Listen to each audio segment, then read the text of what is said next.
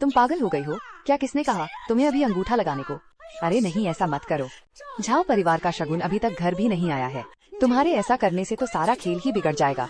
मैं ये रिश्ता अभी इसी वक्त तोड़ रही हूँ। ये रिश्ता मैं खुद तोड़ूंगी।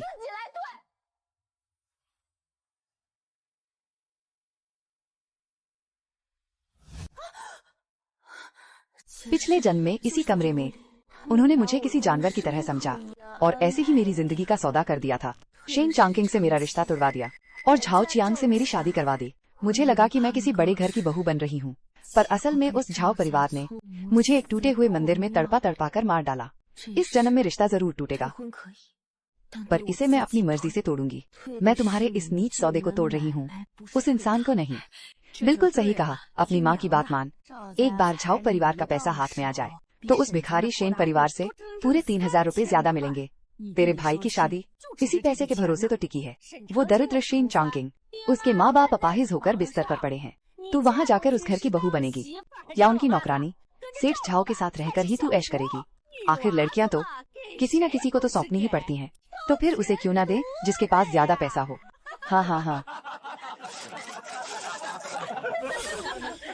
शगुन का पैसा मेरे भाई को मिलेगा। वो पक्का घर झाओ चियांग का होगा। मैं अपनी सगाई तोड़कर दूसरी जगह शादी करूंगी और तुम सबको उसका फायदा मिलेगा।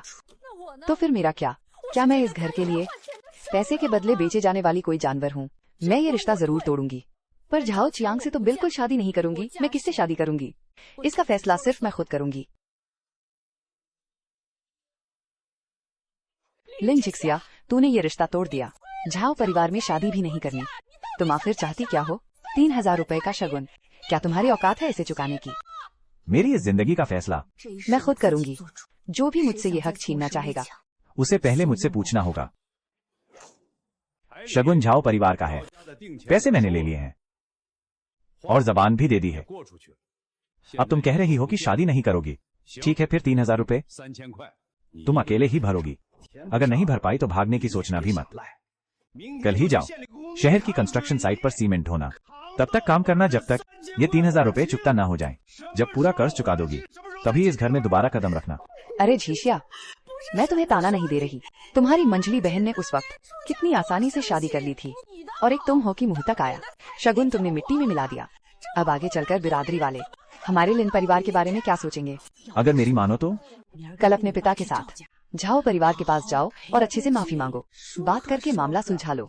सेठ झाओ की हैसियत तो देखो। चिराग लेकर ढूंढने से भी ऐसा रिश्ता नहीं मिलेगा। क्या तुम्हारा कर्ज और क्या मेरा कर्ज? तुम लिन परिवार का खून हो। इस घर के लिए थोड़ा कर्ज उठा लिया तो क्या हो गया? तुम्हारे छोटे भाई की शादी, तुम्हारे भाई का भविष्य, किस चीज में पैसा नहीं लगता? तुम बड़ी बहन हो, थोड़ा समझौता कर लोगी तो क्या बिगड़ जाएगा? शादी मैंने तोड़ी है तो पैसे भी मैं ही चुकाऊंगी। तुम चुकाओगी? 3000 रुपए मेरे नाम पर लिख दो। मैं खुद चुकाऊंगी, लेकिन मैं झाओ परिवार के पास नहीं जाऊंगी और उनसे कोई माफी नहीं मांगूंगी। और झाओ चांग से शादी तो बिल्कुल नहीं करूंगी।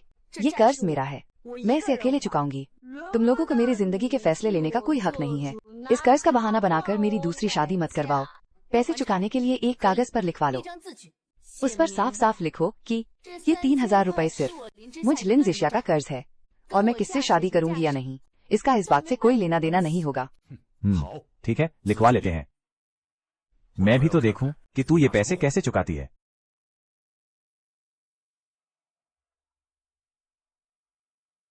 सुन,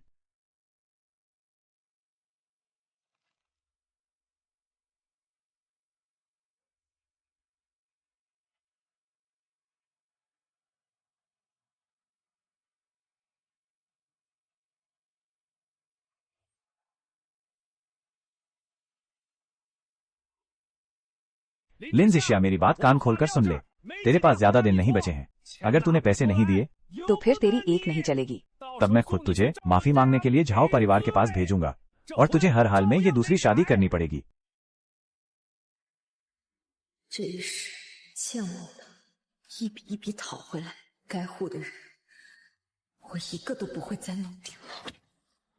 ये ले, कागज तैयार है। इस पर अपने अंगूठे का निशान लगा दे ताकि ये साबित हो जाए कि ये पूरा का पूरा कर्ज तेरे नाम पर है।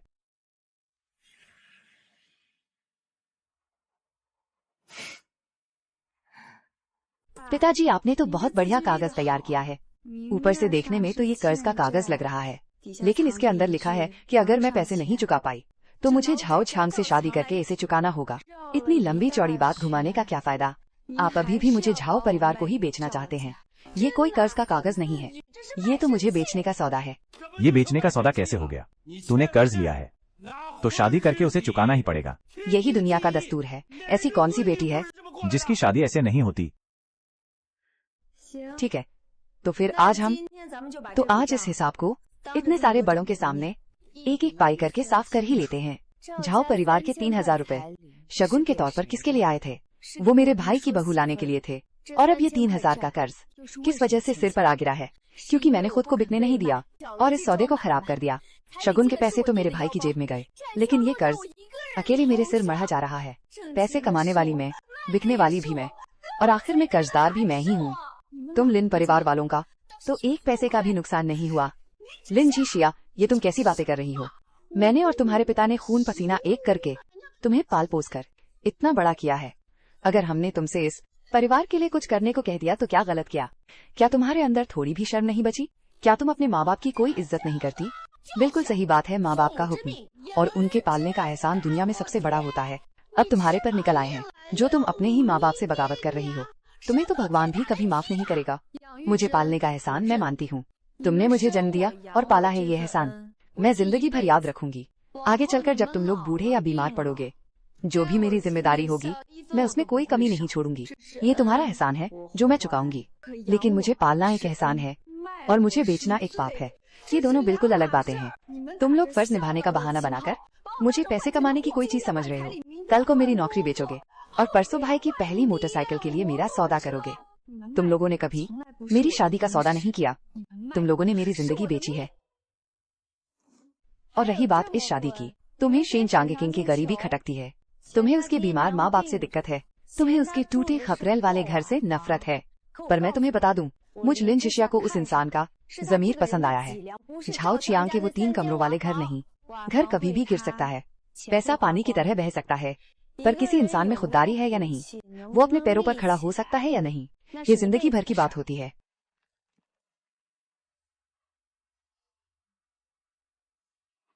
बहुत खूब लिन जिशिया, तुम्हारे तो पर निकल आए हैं। ठीक है, ये कर्ज तुम खुद चुकाओगी। 3000 रुपए एक भी पैसा कम नहीं। मैं तुम्हें 15 दिन की मोहलत देता हूँ। अगर 15 दिन में पैसे नहीं मिले तो फिर तुम्हारी एक नहीं चलेगी। मैं खुद तुम्हें बांधकर झाओ परिवार के मंडप में ले जाऊंगा। कर्ज मैं चुकाऊंगी, एक भी पैसा कम नहीं। पर इस कर्ज का वास्ता देकर मेरी दूसरी शादी करवाने का ख्याल अपने दिमाग से हमेशा के लिए निकाल दो।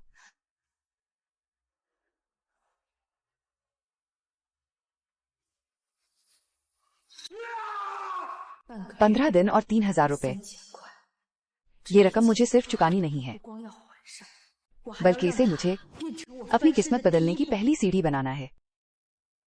15 दिन में 3000 रुपए इस पिछड़े हुए पहाड़ी गांव में किसानों के लिए ये इतनी बड़ी रकम है जिसके बारे में वो सोच भी नहीं सकते। पहाड़ी चीजें, हाँ पहाड़ी चीजें। इस गरीब गांव में जिस चीज की कोई कमी नहीं है वो है पहाड़ी चीजें। शहर वालों की नजर में जो जंगली मशरूम और जड़ी बूटियां बहुत कीमती हैं, वो यहाँ हमारे पहाड़ों पर बिखरी पड़ी हैं। खेतों में सड़ जाते हैं, फिर भी कोई पूछता तक नहीं। कमी माल में नहीं है, कमी तो ऐसे इंसान की है जो इन पहाड़ों से माल बाहर ले जा सके और उसकी अच्छी कीमत दिला सके। ये 3000 रुपए मुझे सिर्फ चुकाने ही नहीं है, बल्कि मैं चाहती हूँ कि ये मेरी पहली बड़ी कमाई बने। देखा तुमने, लिन परिवार की बड़ी लड़की ने सेठ झाओ से इतना अच्छा रिश्ता तोड़ दिया। सुना है उस पर 3000 रुपए का कर्ज भी है, और नहीं तो क्या, अब मजदूरी करने जाएगी और सीमेंट उठाएगी। अच्छी भली लड़की अपनी ही जिंदगी बर्बाद कर रही है। मुझे तो लगता है कि आज नहीं तो कल वो गिड़गिड़ाते हुए उसी से शादी की भीख मांगेगी।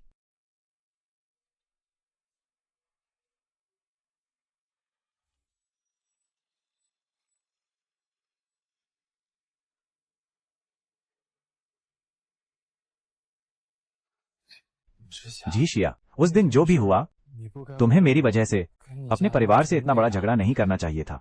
मुझ जैसे एक गरीब लड़के के लिए तुम्हारा ऐसा करना ठीक नहीं था। ठीक था या नहीं, ये फैसला मैं खुद करूंगी। मैं यहाँ तुम्हारी ये सब बातें सुनने नहीं आई हूँ, मैं तुमसे मदद मांगने आई हूँ। मदद? मुझे पहाड़ी सामान का बिजनेस करना है। अपने इस इलाके से जंगली मशरूम और जड़ी बूटियां खरीद कर उन्हें शहर ले जाकर बेचना है, लेकिन मैं अकेली ये सब नहीं संभाल सकती। तुम पढ़े लिखे हो और हिसाब किताब भी अच्छे से कर लेते हो और तुम्हारा दिमाग भी काफी तेज चलता है। किसके पास कौन सा माल है और उसकी क्या कीमत होनी चाहिए, इसका हिसाब रखने में तुम मेरी मदद करोगे। तुम ये सब मुफ्त में नहीं करोगे। जो भी कमाई होगी हम उसे अपनी मेहनत के हिसाब से बांट लेंगे। शीन चांगचिंग, मैं तुम पर कोई एहसान नहीं कर रही हूँ, बल्कि तुम्हारे साथ मिलकर काम करना चाहती हूँ। ठीक है।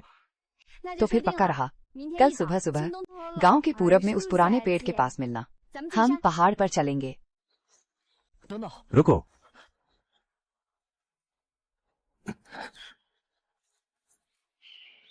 पहाड़ का रास्ता फिसलन भरा है, मैं तुम्हें दोराहे तक छोड़ देता हूँ। पूरब वाला रास्ता पास है। इस जन्म में मुझे सिर्फ पैसे ही नहीं कमाने हैं, मुझे उस इंसान को भी जिसे सबने कीचड़ में रौंद दिया था अपने हाथों से ऊपर उठाना है और उसे शान से खड़े हुए देखना है। क्या तुम दोनों बच्चे ही पहाड़ी सामान खरीद रहे हो? मेरे इन मशरूम के लिए कस्बे की सहकारी समिति सिर्फ 2 माओ प्रति दिन देती है।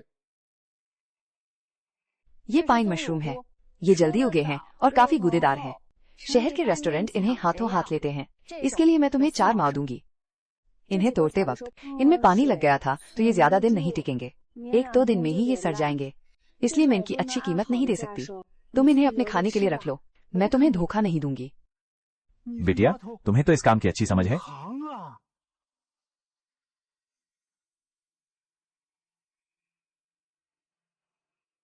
लिख लिया। ठीक है, इनका 3 जिन 2 ल्यांग हुआ। पाइन मशरूम का 1 युआन 28 फेन। मैंने सब चेक कर लिया है, कोई गलती नहीं है। लिखावट अच्छी है और हिसाब भी साफ है। शिंग चांगचिंग, मैंने सही इंसान को चुना है।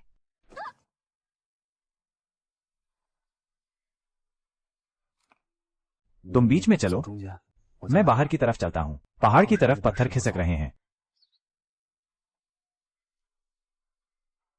आज हमने 40 जिन से भी ज्यादा बढ़िया माल खरीदा है। लगभग 10 युआन की लागत आई है। अगर हम इसे शहर के दामों पर बेच पाए। क्या हुआ? माल खरीदना तो आसान है, लेकिन उसे बेचना मुश्किल है। हमारे कस्बे में बस एक ही सहकारी खरीद केंद्र है। वो लोग बहुत कम भाव लगाते हैं, बस 2-3 माओ देकर लोगों को चलता कर देते हैं। अगर सच में हमने इस भाव पर उन्हें माल बेचा तो हमारी सारी मेहनत बेकार चली जाएगी। बस मेहनत की कमाई ही बचेगी। 3000 रुपए से तो ये बहुत दूर है। तो फिर ये माल उठाकर कहीं ये हमारे गले न पड़ जाए। सरकारी मंडी का रेट तो फिक्स होता है, पर शहर के होटल और जिले के प्राइवेट दुकानदारों का रेट ऊपर नीचे होता है। ये माल हम कस्बे में नहीं भेज सकते, हमें इसे बाहर ले जाना होगा, इस पहाड़ से बाहर। पर बाहर जाने का रास्ता ढूंढना आसान नहीं होगा ना? रास्ता तो चलने से ही बनता है। कल तुम मेरे साथ शहर चलना।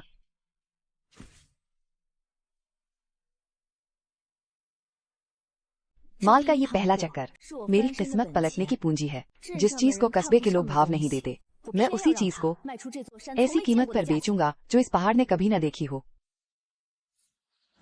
तुम्हें क्या हुआ? तुम कुछ ठीक नहीं लग रहे हो। जीशिया, शहर जाने वाली बात, शायद आज हम नहीं जा पाएंगे। आखिर बात क्या है? मेरे घर, मेरे पिताजी, वो ठीक हैं। मैं खुद संभाल लूंगा, तुम फिक्र मत करो। चलो तुम्हारे घर चलते हैं। नहीं मेरा घर, वैसी हालत में तुम वहां नहीं जा सकते। हम साथ काम करते हैं।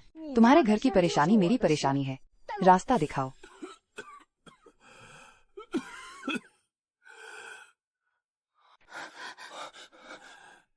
पिताजी थोड़ी हिम्मत और रखिए, मैं अभी कुछ इंतजाम करता हूँ।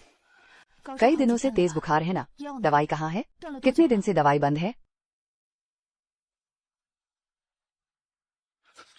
ये पैसे मैंने अपने पिताजी की दवाई के लिए बचाकर रखे थे, पर कस्बे के दवाखाने की दवाई के लिए ये अभी भी बहुत कम है।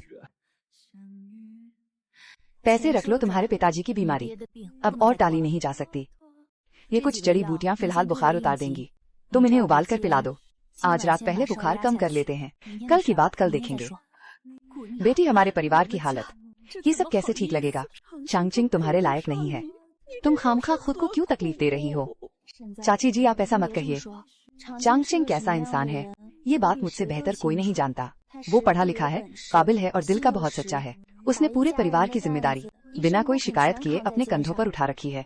ऐसा इंसान ऐसा नहीं है कि किसी के लायक नहीं है, बल्कि ये दुनिया ही अभी तक उसकी असली काबिलियत नहीं देख पाई है।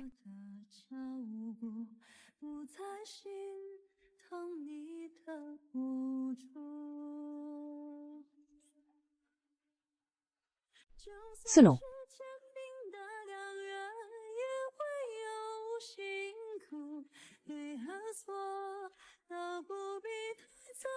आज से इस परिवार को मैं तुम्हारे साथ मिलकर संभालूंगी। पैसे मैं कमाऊंगी, कर्ज मैं चुकाऊंगी और बीमारी का इलाज हम दोनों मिलकर ढूंढेंगे। शेन चांगचिंग, अब तुम अकेले नहीं हो, लेकिन वो 3000 की डेडलाइन और तुम्हारे पिताजी की दवाइयों का खर्च, ये दोनों परेशानियां किसी पहाड़ जैसी हैं। मुझे जल्दी ही शहर जाने का कोई न कोई रास्ता निकालना होगा। मैनेजर झाओ, ये ताजे जंगली मशरूम हैं। आज सुबह अंधेरे में ही पहाड़ से तोड़कर लाई हूँ। आप खुद इनकी क्वालिटी देख लीजिए। उफ, तुम लोग पक्का गांव से आए हो ना? पहाड़ों से खोदी गई ये फालतू की चीजें, तुम्हारी हिम्मत कैसे हुई इन्हें हमारे सरकारी बड़े रेस्टोरेंट में लाने की? हाँ हाँ हाँ, तुम दोनों की ये तरस खाने वाली हालत देखकर मैं 2 माओ प्रति किलो के हिसाब से ये सब खरीद लूंगा। ये समझ लो कि किसी भिखारी को भीख दे रहा हूँ। बेचना है तो बेचो, वरना रास्ता नापो। मैनेजर झाओ, आप तो इस काम के माहिर हैं। मैं आपसे कोई गोल मोल बात नहीं करूंगी। इन मशरूम का ऊपरी हिस्सा बहुत मोटा और गूदेदार है। इसके तने सुनहरे पीले हैं और ऊपर से बिल्कुल भी काले नहीं पड़े हैं। ये एकदम ताजा और पहली फसल के मशरूम हैं। इन मशरूम को पानी में हल्का उबालकर गाढ़े शोरबे में पकाया जाता है, जिससे तेल में भुने हुए मात्सुताके मशरूम बनते हैं। ये उसी डिश की सामग्री है जिसे आपके रेस्टोरेंट ने पिछले महीने ही मेन्यू में शामिल किया है। वो आपकी खास डिश मशरूम ऑयल राइस। शहर के बड़े अफसर और बाहर के व्यापारी इसे बहुत चाव से मंगाते हैं। एक दिन में ही इसकी दर्जनों प्लेटें बिक जाती हैं। लेकिन आपके मशरूम तो बिचौलियों के हाथों से 3 बार घूमकर आते हैं और गोदाम में पड़े रहने के बाद आप तक पहुंचते हैं। उनकी क्वालिटी मेरे इन मशरूम से बहुत घटिया होती है। वो बिचौलिए आपको किस भाव में बेचते हैं, मुझे यकीन है कि 80 पैसे से कम नहीं लेते होंगे। अरे वाह लड़की, तुम तो इस धंधे को बहुत अच्छी तरह समझती हो। हाँ हाँ, मेरे मशरूम एकदम ताजे हैं, पहली फसल के हैं और तुम्हारे पैसे भी बचाएंगे, क्योंकि इसमें बिचौलियों का कोई कमीशन नहीं जुड़ा है। सिर्फ 60 पैसे प्रति जिन। तुम सीधे मुझसे खरीद लो, तुम्हारे उन बासी और बिचौलियों वाले मशरूम से। ये सस्ते भी हैं और ताजे भी। अगर तुम्हें मेरा ये सौदा पसंद नहीं आ रहा तो मैं अभी जाकर इन्हें सामने वाले सप्लाई कोऑपरेटिव के गेस्ट हाउस में बेच दूंगी। उनके नए शेफ कल ही पूछ रहे थे कि पहली फसल के मात्सुताके कहाँ मिलेंगे। अरे नहीं नहीं नहीं, रुको लड़की, तुम कहीं मत जाओ। ठीक है, 60 पैसे ही सही। ये पूरी टोकरी मैं खरीद रहा हूँ। नहीं बल्कि आगे से तुम्हारे पास जितने भी हों वो सब तुम मुझे ही ला कर दोगी। एक टोकरी में 32 जिन है तो 60 पैसे के हिसाब से 19 रुपए 20 पैसे हुए। लड़की, अब आगे से मुझे बस तुम्हारा ही भरोसा है। ये लो, ये तुम्हारी लागत है और तुम्हारी मेहनत की कमाई। सबसे पहले जाकर अपने पिताजी की सारी दवाइयाँ ले आओ। वो अच्छी दवाइयाँ जो कस्बे के क्लिनिक में नहीं मिलती, वो इस शहर के बड़े दवाखाने में मिल जाएंगी। एक ही बार में काफी सारी ले लेना, ताकि बुजुर्ग को फिर से बिना दवा के न रहना पड़े। बाकी का हिसाब खाते में लिख देना, उसे हमारी साझेदारी की कमाई में गिन लेना। तुम्हारा 1 पैसा भी कहीं नहीं जाएगा। जी शाह, मेरा इंतजार करना। अरे वो लिन परिवार की लड़की जिसकी सगाई टूट गई थी, वो लड़की और वो गरीब लड़का, ये दोनों शहर गए थे। इनकी टोकरियां तो बिल्कुल खाली हैं। लगता है सामान बेचकर पैसे कमा लिए हैं। सुना है उसने वो सगाई खुद ही तोड़ दी और अभी भी 3000 रुपए का कर्ज है उस पर। वो एक मामूली सी छोकरी भला क्या पैसे कमा लेगी? मुझे तो इसमें कुछ दाल में काला लग रहा है। इसके माँ बाप को ये सब बताना पड़ेगा। ये लड़की आखिर कर्ज में डूबी हुई है। जिन चेन का रास्ता मैंने साफ कर लिया है। ये धंधा पक्का चलेगा, लेकिन कामयाबी दुश्मनों को भी दावत देती है। मैंने झाओ परिवार का रिश्ता तोड़ दिया है और पैसे भी कमा लिए हैं। पिछले जन्म के वो लोग जो मेरी खुशी बर्दाश्त नहीं कर सकते थे, वो लोग फिर से बेचैन हो रहे होंगे। लेकिन इस बार मैं भी देखना चाहती हूँ कि तुम लोग अब और क्या नई चाल चलोगे। लिन परिवार की वो लड़की, उस पर 3000 का कर्जा है। अगर वो मजदूरी करके पैसे नहीं लाएगी तो एक न एक दिन उसे घुटनों के बल गिड़गिड़ाकर वहीं शादी करनी पड़ेगी। तीसरी चाची, आपने अभी क्या कहा कि मैं गिड़गिड़ा कर शादी करूंगी? तुम्हारे पास इतने सारे पैसे कहाँ से आए? मुनीम वांग, आप गवाह रहना। पूरे 3000 रुपए हैं, एक भी कम नहीं। आज मैं लिन शाह अपना सारा कर्ज पूरे गांव के सामने चुका रही हूँ। 1000 पूरे हो गए बिटिया, पूरे हो गए। बाप रे, सच में 3000 रुपए। इसने इतने पैसे कहाँ से कमाए? अभी तो कुछ ही दिन हुए हैं। किसने कहा कि जिसकी सगाई टूट गई हो और जो कर्ज में डूबी हो उसे घुटनों पर बैठकर भीख मांगनी पड़ती है? अपना कर्ज मैं खुद चुकाऊंगी। बिटिया, सिर्फ पहाड़ी मशरूम से काम नहीं चलेगा। जंगली मशरूम, सूखे बांस और जिमीकंद, जितना भी है मुझे सब चाहिए। झांग परिवार से 5 किलो जंगली मशरूम, ली चाचा के घर से 3 किलो सूखे बांस। लिख लिया है। लिन बिटिया, क्या तुम हमारे घर का पहाड़ी सामान भी खरीदोगी? हाँ, अच्छी चीजों के अच्छे दाम दूंगी, हाथों हाथ पैसे दूंगी। जी शिया, लागत निकाल कर हमने इन 3 दिनों में पूरे 3,400 रुपए कमाए हैं। कर्ज चुकाने के लिए काफी हैं। और चाचा की दवाइयाँ भी आ जाएंगी। बिटिया मेरी ये जान तुमने ही मौत के मुंह से निकाली है। चाचा आप आराम से ठीक हो जाइए। जब आप पूरी तरह से ठीक हो जाएंगे तब चांकिंग को कामयाब होते हुए देखिएगा। जी शिया, तुमने मुझे सिर्फ पैसे नहीं दिए हैं बल्कि मुझे ये एहसास दिलाया है कि मैं अभी भी किसी काम का हूँ। आप हमेशा से काम के ही थे। वो लोग अंधे हैं। एक ही बार में सारी दवाइयाँ ले लो। अब बूढ़े चाचा की दवा नहीं रुकनी चाहिए। बाकी का हिसाब खाते में लिख देना। इसे हमारे बिजनेस का हिसाब मान लो। तुम्हारा एक एक पैसा तुम्हें मिल जाएगा। जी शिया, मेरा इंतजार करना। मम्मी पापा, मेरी उस बाइक की बाकी की किश्त और बहू लाने का खर्चा, आप लोग कुछ तो इंतजाम कीजिए ना। उसका पैसा तो हमारे लिन परिवार का ही पैसा है। उसके पर निकल आए हैं तो हम भी अब कोई लिहाज नहीं करेंगे। सारा कर्ज चुक गया तो लगा अब जिंदगी में कुछ अच्छा होगा, पर मैं जानती हूँ कि ये शांति झूठी है। पिछले जन्म में भी जैसे मैंने पैसे कमाना शुरू किया था उसी वक्त से हम सब ने मुझे एक ऐसी सोने की मुर्गी समझ लिया था जिसे वो हमेशा नोचते रहे। इस जन्म में अगर किसी ने मेरा एक पैसा भी नोचने की कोशिश की तो मैं उसके दांत तोड़कर उसके मुंह से बाहर निकलवा दूंगी। दीदी सुना है ट्यून बहुत पैसे कमाए हैं। क्यों, क्या काम है? और क्या काम हो सकता है? मुझे अपनी शादी के लिए पैसे चाहिए। मोटरसाइकिल की आखिरी किस्त के लिए 500 कम पड़ रहे हैं। तेरे कमाए हुए पैसों में से पहले 3,000 मुझे दे दे। मैं क्यों दूं तुझे? क्योंकि मैं तेरा सगा भाई हूँ और अपने लिन परिवार का इकलौता वारिस हूँ। तू बस एक लड़की होकर पैसे कमा रही है। तेरे पैसे मुझ पर खर्च नहीं होंगे तो किस पर होंगे? मेरे पैसे मेरे रात रात भर जाग कर खून पसीना एक करके और एक एक पैसा जोड़कर कमाए हैं। और तू सिर्फ ये कहकर कि तू मेरा भाई है मेरे पैसे ले जाना चाहता है। वो पैसे हक से मेरे ही हैं। माँ और पिताजी भी यही कहते हैं। तो फिर मेरी एक बात तू भी कान खोलकर सुन ले। आज के बाद से मेरी कमाई के एक भी पैसे का तुझसे या यूएस लिन परिवार से कोई लेना देना नहीं होगा।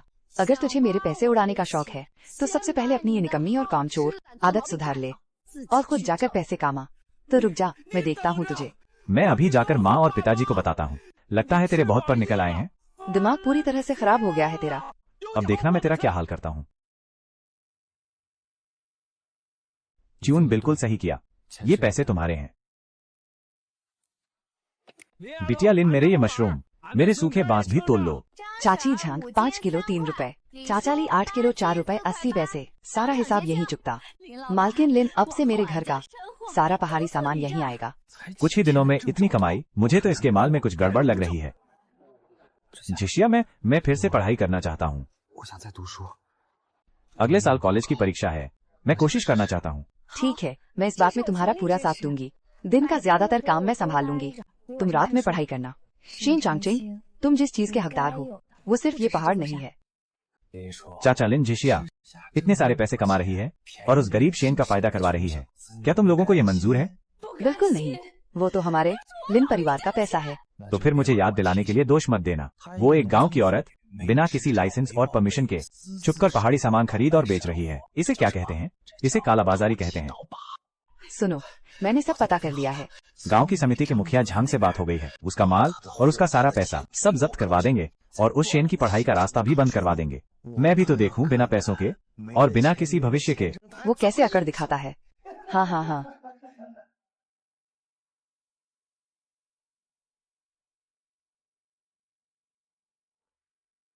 जिंदगी जितनी खुशहाल होती जाती है, जो लोग मुझे बर्दाश्त नहीं कर सकते उनकी उतनी ही जलती है।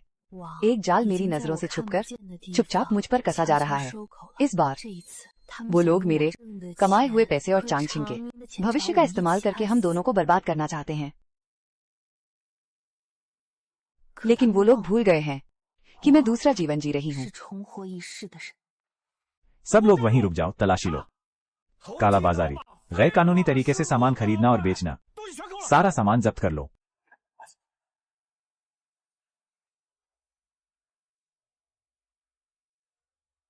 डायरेक्टर झांग, मैं ईमानदारी से अपना काम कर रही हूँ। आप किस हक से मेरा सामान जब्त कर रहे हैं? ईमानदारी का काम? क्या तुम्हारे पास लाइसेंस है? क्या तुमने परमिशन ली थी? एक गांव की औरत छुप छुप कर सामान खरीदती है, सस्ते में खरीदकर महंगे में बेचती है। इसी को कालाबाजारी कहते हैं। इसके लिए तो तुम्हें जेल की सजा होगी। अरे मैंने तो पहले ही कहा था कि इसका पैसा 2 नंबर का है। ये तो पक्की कालाबाजारियां निकली। तो ऐसे पैसे कमाती है ये और वो शेन चांगछिंग।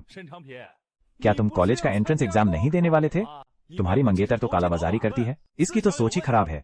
ऐसे बैकग्राउंड के साथ क्या तुम पास हो पाओगे? खाक एग्जाम दोगे तुम। मेरा एंट्रेंस एग्जाम। हाय राम, मेरी बेवकूफ बच्ची, अब तो तुम बहुत बड़ी मुसीबत में फंस गई हो। इस तरह के धंधे में बहुत जोखिम होता है। चाचा लेन, वैसे इस मुसीबत से निकलने का एक रास्ता है। अगर झीशिया मान जाए और मेरे झाओ परिवार की बहू बन जाए। मेरी बहुत से बड़े लोगों से जान पहचान है। तुम्हारे धंधे की ये सारी परेशानी मैं बस एक बार बोलूंगा और सब कुछ ठीक कर दूंगा। तुम्हारा सामान और पैसा दोनों वापस मिल जाएगा और सारे इल्जाम भी मिट जाएंगे। बोलो क्या ख्याल है? लिन झीशिया, तुम्हारे लिए बचने का बस यही एक रास्ता है। शादी कर लो तो सबकी भलाई होगी। अच्छा यही होगा कि तुम जल्दी से वहां शादी कर लो, वरना क्या चाय पीनी है? हाँ हाँ हाँ।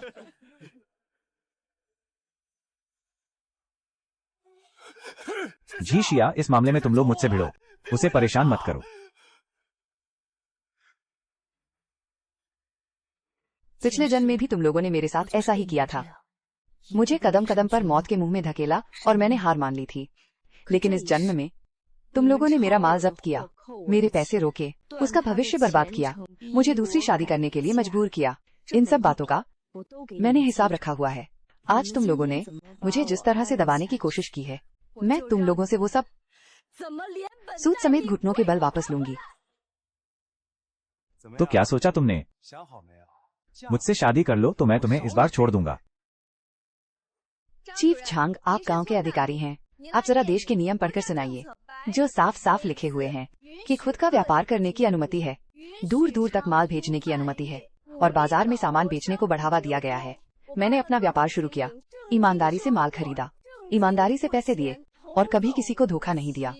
इसे ही तो कानूनी व्यापार कहते हैं। इसमें काला बाजारी वाली कौन सी बात है? तुम्हारी जुबान बहुत चलती है। बिना लाइसेंस के व्यापार करना गैर कानूनी है। लाइसेंस ये लो, ऊंचे दाम पर खरीदा। ऊंचे दाम जिला व्यापार विभाग ने पिछले हफ्ते ही मुझे ये बनाकर दिया है। ये मेरा खुद के व्यापार का लाइसेंस है। बॉस झाओ, देखिए क्या कुछ और भी जानने की जरूरत है। इसके पास सच में लाइसेंस है, तब तो इसका व्यापार बिल्कुल कानूनी है। इसके रोके हुए पैसे और जब्त किया हुआ माल, इनका सब कुछ वापस रख दो। डायरेक्टर झांग, आप इसकी बात नहीं सुन सकते। नीति बिल्कुल साफ है, इनके पास लाइसेंस है, ये एकदम कानूनी है। तो मैं किस हक से इनका सामान जब्त करूं? क्या तुम मुझसे कोई गलती करवाना चाहते हो? पैसे और सामान की बात तो अब साफ हो गई है, तो अब मैं पूछना चाहती हूँ, बैठे बिठाए, किसने मेरी कालाबाजारी की शिकायत की? क्या तुम्हारा रिश्ता ठुकरा दिया गया, इसलिए तुम मन में खुन्नस पाले हुए हो और मुझे फंसाने की ये चाल चली? या तुम सब मेरी कमाई देखकर जलते हो और सबने मिलकर मुझे दूसरी शादी करने पर मजबूर किया ताकि झाओ परिवार से मोटी रकम वसूल सको? मेरा घर तहस नहस कर दिया, मेरे पैसे छीन लिए, चांगचिंग का भविष्य बर्बाद कर दिया। तुम लोगों ने इतनी मेहनत की और इतना बड़ा नाटक रचा, आखिर ये सब किस लिए? सिर्फ इसलिए ताकि तुम मुझे बर्बादी की कगार पर धकेल सको, मुझे दूसरी शादी करने के लिए मजबूर कर सको ताकि मेरी अच्छी कीमत वसूल सको। हमने तो जो किया तुम्हारी भलाई के लिए किया। झाओ परिवार में दूसरी शादी करके तुम ऐश करती। मेरी भलाई के लिए मुझ पर जो इल्जाम लगे हैं, तुम अभी उन्हीं का इस्तेमाल करके मुझे दूसरी शादी के लिए मजबूर करना चाहते थे। अब तो मुझ पर कोई इल्जाम नहीं है, तो क्या तुम्हारी नजर में बचने का इकलौता रास्ता अब भी कोई मायने रखता है? लिन झिशिया, तुम ज्यादा हवा में मत उड़ो। मान लिया आज तुम्हारी जीत हुई, लेकिन कुछ चीजें ऐसी होती हैं जिन्हें तुम अखबार के एक फटे पन्ने से नहीं सुलझा सकती। हम भी देखते हैं। मैडम लिन, अभी जो हुआ वो बस एक गलत फहमी थी। आप तो बहुत बड़े दिल वाली हैं। हाँ बिल्कुल, हमें भी झाओ चियांग उस कमीने ने धोखे में रखा था। सामान तो मैं ले लूंगा, लेकिन कौन अपना है और कौन तमाशा देख रहा है, ये मुझे अच्छे से पता है।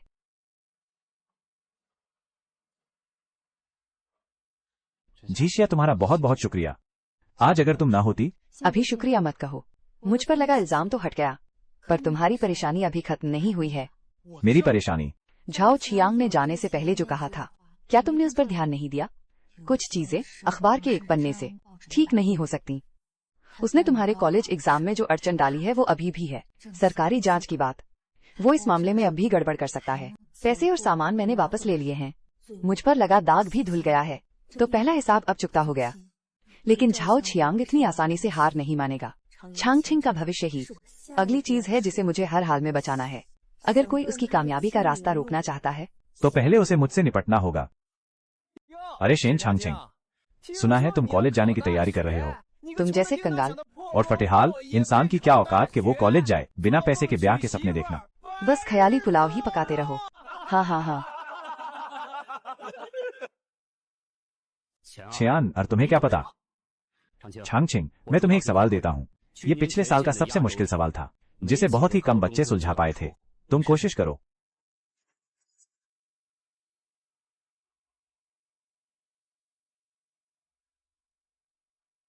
सही, एकदम सही। ये तरीका तो मेरे सिखाए हुए। टॉपर्स के तरीके से भी ज्यादा शानदार है।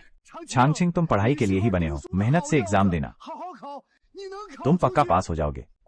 अरे वाह, इस गरीब लड़के में सच में बहुत टैलेंट है। टीचर जो भी यही कह रहे हैं, वो तो पक्का बेहतरीन होगा। पिछले जन्म में ये इंसान परीक्षा में अव्वल आने वाला टॉपर था। इस जन्म में उसकी चमक बस अभी तो रोशन होनी शुरू हुई है। काम खत्म हो गया। ये लो, नया मिट्टी का तेल। थोड़ा ज्यादा रख लो, कहीं आधी रात में बत्ती न बुझ जाए। तुम्हारे उन जूतों का सोल उखड़ गया था, मैंने एक नई जोड़ी बना दी है। पहनकर देखो ठीक आते हैं या नहीं। तुम दिन में इतने थक जाते हो, फिर भी रात को। मैं पैसे कमाऊंगी, तुम पढ़ाई करो। दोनों अपना अपना काम करेंगे। तुम बस अपनी परीक्षा पर ध्यान दो, बाकी सब मैं संभाल लूंगी।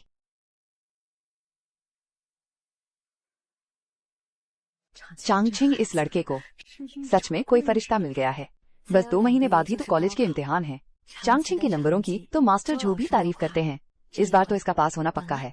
मैंने सब अच्छे से पता कर लिया है। प्रवेश परीक्षा के फॉर्म, बैकग्राउंड चेक और परीक्षा हॉल में भी सेटिंग करने की जगह है। वाह, क्या अखबार है। उसे मुसीबत से तो बचा लिया, लेकिन उस शेन के भविष्य को नहीं बचा पाएगा। मैं भी तो देखूं, जब उस कंगाल लड़के का कॉलेज जाने का सपना टूटेगा, तब लिन झिशिया कैसे अकड़ दिखाती है।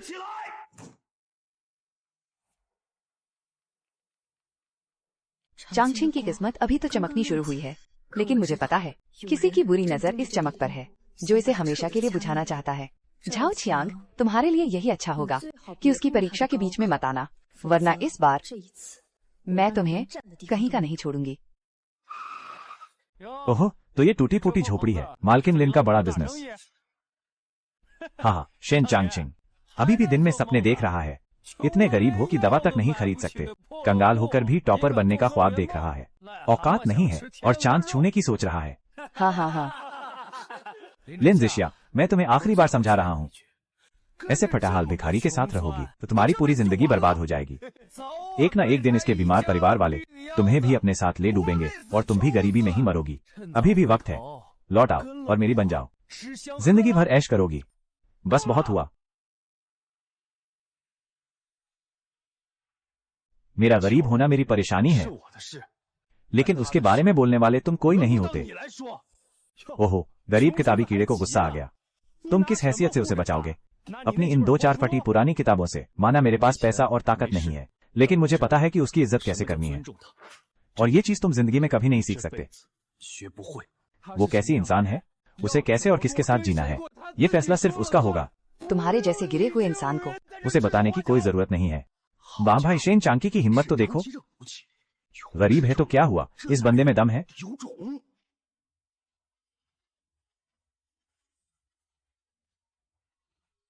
बहुत बढ़िया, बहुत हिम्मत है ना तुम में। एंट्रेंस एग्जाम है ना तुम्हारा, अच्छे से एग्जाम देना, और हाँ, टॉपर जरूर बनना। लिन झिशिया, आज तुम दोनों ने बहुत बड़ी बड़ी बातें कर ली, लेकिन असली खेल तो अब शुरू होगा। वक्त आने पर तुम दोनों खून के आंसू रोगे। वो भड़का नहीं बल्कि मुस्कुरा रहा था। झाओ चियांग जैसे लोग सबके सामने बेइज्जती होने के बाद कभी शांत नहीं बैठते। उसकी नजर चांकी की किताबों पर थी। वो जरूर एग्जाम में कोई घटिया चाल चलेगा। चांकी, इन दिनों अपनी पढ़ाई पर ध्यान दो। स्कूल और घर से बाहर कदम भी मत निकालना, और अपने बैग और सामान का खास ख्याल रखना। क्या हुआ? झाओ चियांग की बातों में कुछ गड़बड़ लग रही है। मुझे ऐसा लग रहा है कि वो तुम्हारे एंट्रेंस एग्जाम में कुछ गड़बड़ करेगा। काम एकदम सफाई से होना चाहिए। सेठ झाओ, आप बेफिक्र रहिए। एग्जाम वाले दिन जब वो अपनी सीट से उठेगा तो इसे उसके बैग की अंदरूनी जेब में डाल देना, और फिर बिना नाम बताए उसकी चीटिंग की शिकायत कर देना। रंगे हाथों पकड़ा जाएगा, कोई भी उसे बचा नहीं पाएगा। चीटिंग करने वाले स्टूडेंट सिर्फ उसके मार्क्स ही कैंसिल नहीं होंगे, बल्कि उसे हमेशा के लिए डिस्क्वालीफाई भी कर दिया जाएगा। इस जन्म में तो वो दोबारा एग्जाम नहीं दे पाएगा। शेन चांगछिंग, बड़ा गुरूर था ना तुझमें। मैं भी देखता हूँ जब तेरा करियर ही खत्म हो जाएगा तो तू किस मुंह से लिन झिशिया के आगे सीना तान कर खड़ा होगा। एग्जाम में अब बस कुछ ही दिन बचे हैं। जो इंसान चांगचिंग का भविष्य बर्बाद करना चाहता है, उसने अपनी चाल चल दी है। झाओ चियांग, तू दुआ कर कि मेरा शक गलत हो।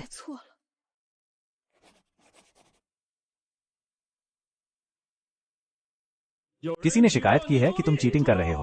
अपना बैग चेक कराओ। मैंने कुछ नहीं किया, मैं सच बोल रहा हूँ। रंगे हाथों पकड़े जाने के बाद भी झूठ बोल रहे हो। ये मेरा नहीं है, किसी ने मुझे फंसाया है। इसे ले जाओ, इसे डिस्क्वालीफाई किया जाता है चीटिंग करने के जुर्म में। पूरे जिले में नोटिस भेज दो। ये क्या हो रहा है? छोड़ो उसे। इसने चीटिंग की है, बैग से पर्ची मिली है, रंगे हाथों पकड़ा गया है। सब खत्म हो गया, मुझे माफ कर दो। मैं अपना भविष्य भी नहीं बचा पाया। सिर उठाओ और मेरी तरफ देखो। तुमने चीटिंग नहीं की, मुझे तुम पर भरोसा है। कोई आसमान नहीं टूट पड़ा है। इस मामले को अब मैं देखूंगी। डायरेक्टर वोंग, एक अनजान पर्ची के आधार पर आप एक बच्चे का भविष्य बर्बाद नहीं कर सकते। शिकायत गुमनाम है। पर्ची किसने रखी? क्या किसी ने देखा? क्या तुम्हारे पास कोई गवाह या सबूत है? अगर ये झूठा इल्जाम हुआ तो एक गरीब और होनहार छात्र की जिंदगी बर्बाद हो जाएगी। क्या तुम इसकी जिम्मेदारी ले सकते हो? मैं उस पर्ची को सील करने की मांग करता हूँ। पूरी जांच के बाद ही कोई नतीजा निकाला जाए। क्या तुमने परीक्षा से पहले या बाद में काम वाले कपड़ों में किसी संदिग्ध आदमी को देखा था? हाँ, एक टोपी वाला आदमी था जो छुपता फिर रहा था और फोन पर बात भी कर रहा था। मैंने उस पर्ची की लिखावट देखी है और इस छात्र की लिखावट से वो बिल्कुल भी मेल नहीं खाती।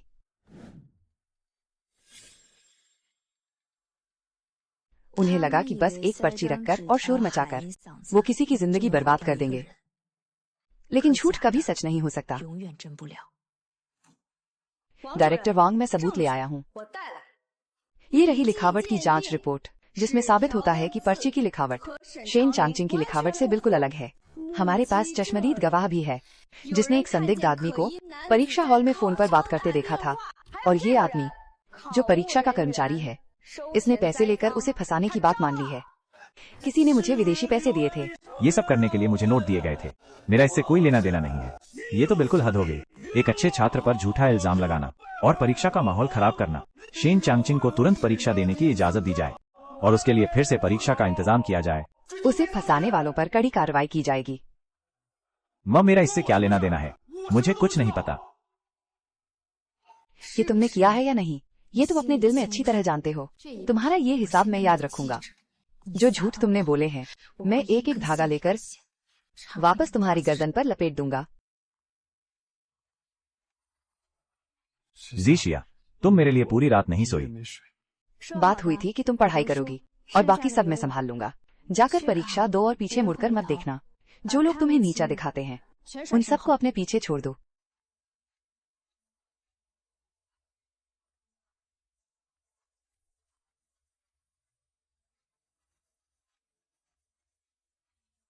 चांगकिंग का भविष्य बच गया है और ये तीसरा हिसाब, उसकी कामयाबी का रास्ता, मैंने उसके लिए सुरक्षित रखा है। झाओ चियांग किसी और को फंसाकर भाग गया, लेकिन वो यहाँ रुकने वाला नहीं है। इस आदमी ने मेरे लिए सारी मुसीबतें खुद ही उठा ली और मैं उसके लिए वो सब बन गई जिसे हम बचाना चाहते थे।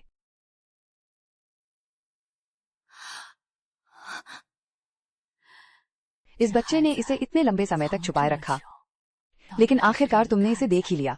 बेटा, ये शादी का कागज, उस दिन जब तुम्हें रिश्ता तोड़ने के लिए मजबूर किया गया और तुमने कागज फाड़ दिए थे, वो चांगकिंग ही था जो आधी रात को चुपके से उस आंगन में वापस गया और कीचड़ में से एक एक टुकड़ा चुनकर लाया। उसने कहा कि भले ही तुम उसे अब नहीं चाहती, फिर भी वो ये शादी का कागज अपने पास रखना चाहता है। तुमने उसे जो भी पैसा दिया है, उसे सब याद है। उसने कहा कि भविष्य में वो जरूर ब्याज समेत तुम्हें सब लौटा देगी।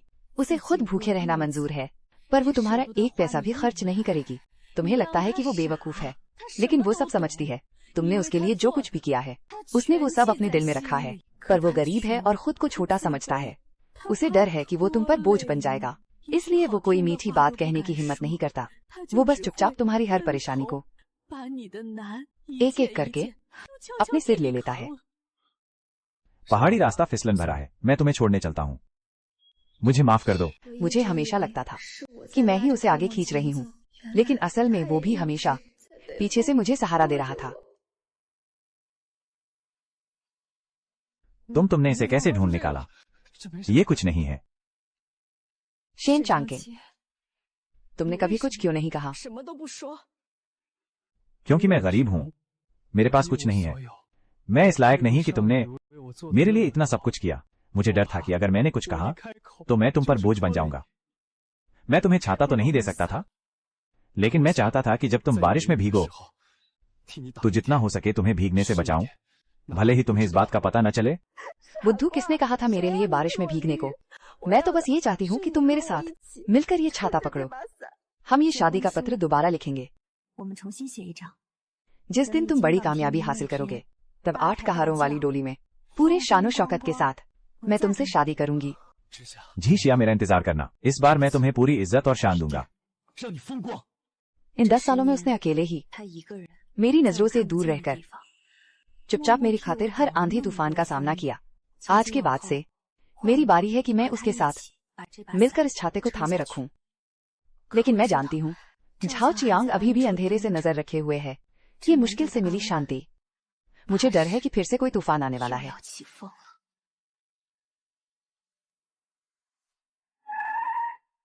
लिन झिशिया, सुना है तुम शादी करने वाली हो उस फटेहाल शेन चांकिंग से। और तुमने शादी का पत्र भी दोबारा लिखा है। क्या तुमने हमसे एक बार भी पूछा? मेरी शादी क्या तुमसे पूछकर होगी? क्यों नहीं पूछना पड़ेगा?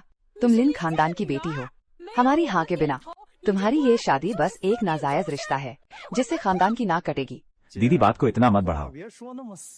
तुम शादी करना चाहती हो तो कर सकती हो। अगले महीने मेरी भी शादी तय होने वाली है। लड़की वालों को 5,000 देने हैं। तुम पहले मुझे ये पैसे दे दो तो मैं मम्मी पापा को तुम्हारी इस शादी के लिए मना लूंगा। मैं शादी करूं और उसके लिए पहले तुम्हें 5,000 की रिश्वत दूं, और नहीं तो क्या अगर तुम्हारे भाई को बीवी नहीं मिली और तुम बड़ी शान से डोली में बैठ कर जाओ तो क्या तुम्हें चैन की नींद आएगी?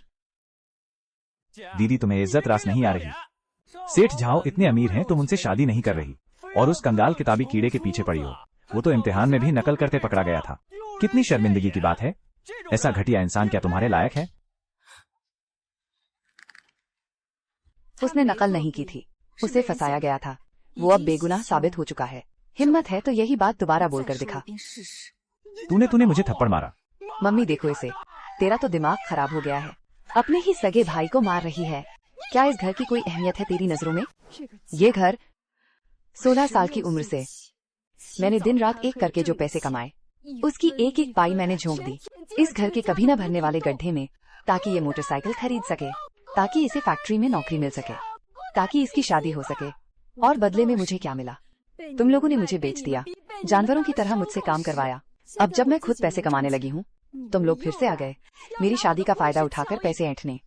लिन परिवार की बेटी होकर तुम्हारी नजरों में मैं कैसी बेटी हूँ? क्या तुमने मुझे कभी इंसान भी समझा है? हाय, मेरी किस्मत इतनी फूटी क्यों है? मैंने एक एहसान फरामोश बेटी को पाला है, अब इसके पर निकल आए हैं तो माँ बाप के खिलाफ जा रही है। लिन झिशिया, कान खोलकर सुन ले।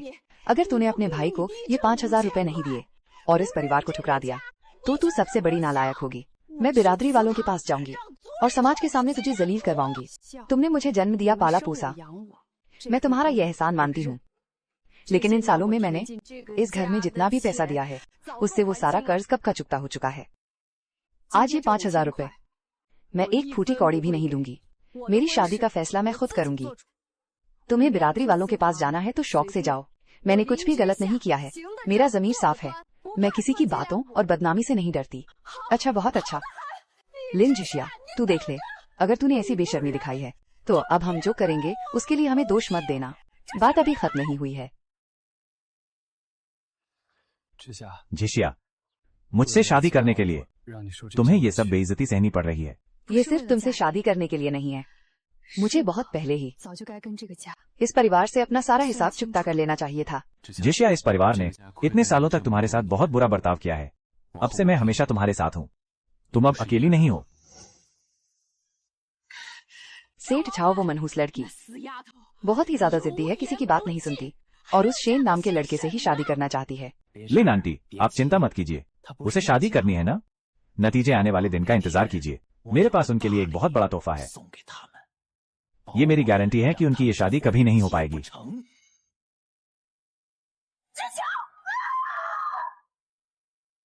इस घर में मैंने 20 साल तक सब कुछ बर्दाश्त किया है। आज मैंने कोई भी बात हद से पार जाकर नहीं कही।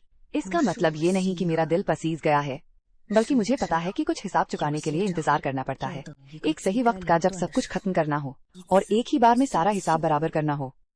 और झाओ चियांग फिर से उनके साथ मिल गया है। नतीजे वाले दिन आखिर वो लोग करना क्या चाहते हैं।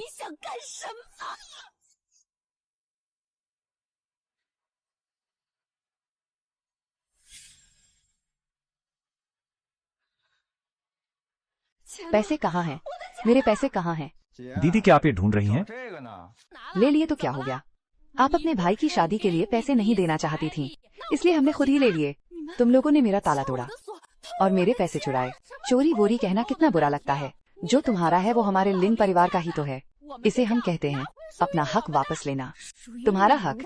ये पैसे मैंने रात रात भर जागकर और दिन भर थक्के खाकर कमाए हैं।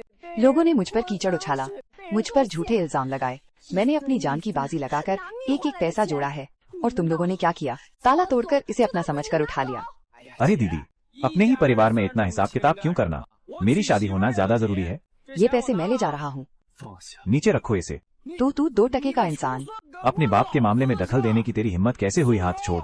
ये झी शिया की खून पसीने की कमाई है। आज तुम यहाँ से एक फूटी कौड़ी भी नहीं ले जा सकते। ये कंगाल लड़का मुझे मार रहा है, मारपीट कर रहा है और पैसे लूट रहा है।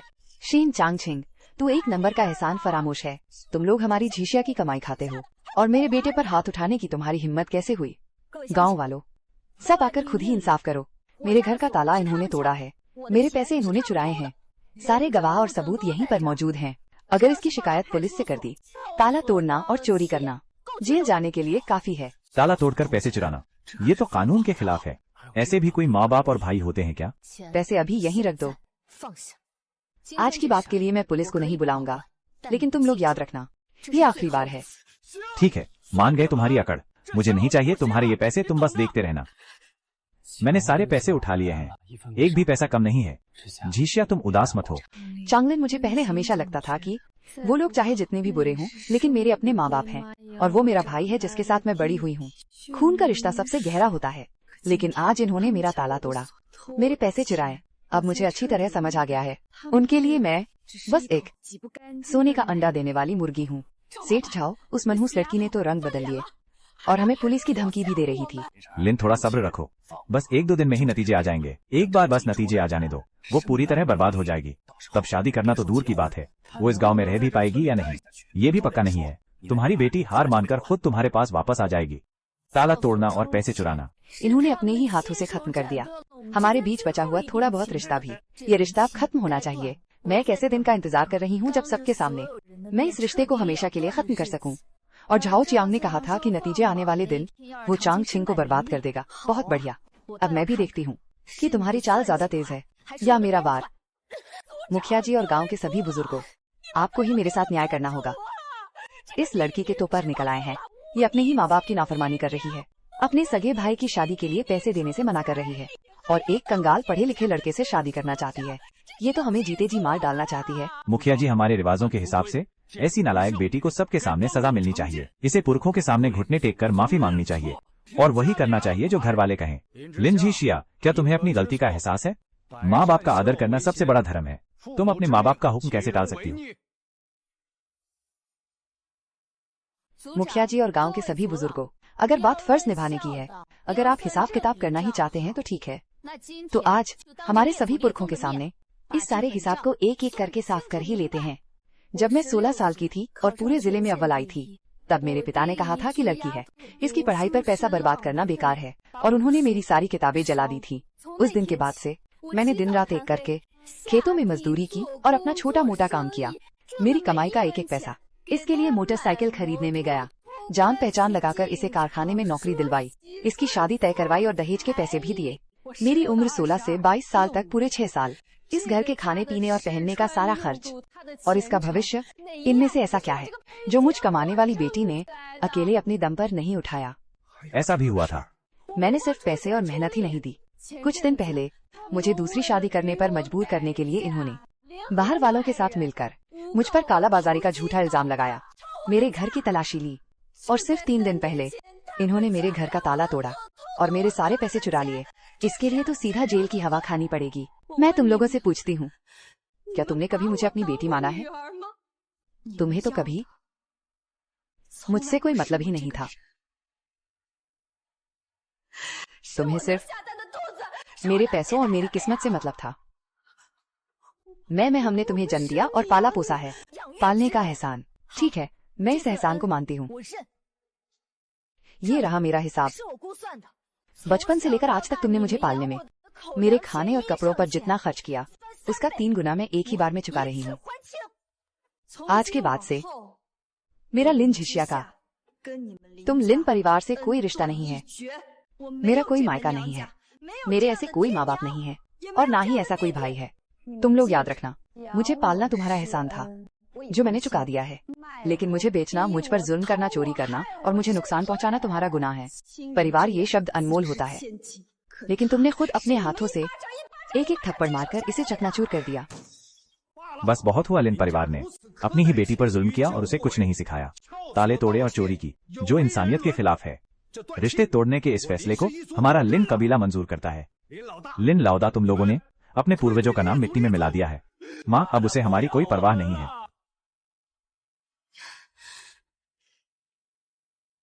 जीशिया, अब मेरा कोई मायका नहीं रहा। तुम्हारे पास मेरे माँ बाप हैं। वो तुम्हें अपनी सगी बेटी मानते हैं।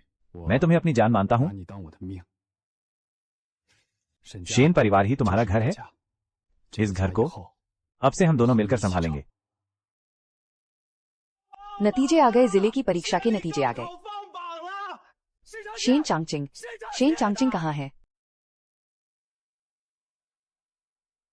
मैंने अपने अतीत से पूरी तरह नाता तोड़ लिया है, लेकिन नतीजे आने के इस पल में मैं अपने दिल में बहुत अच्छे से जानती हूँ झाओ चियांग की वो साजिश जिससे चांगचिंग की इज्जत मिट्टी में मिल जाए, शायद वो भी सामने आ गई है।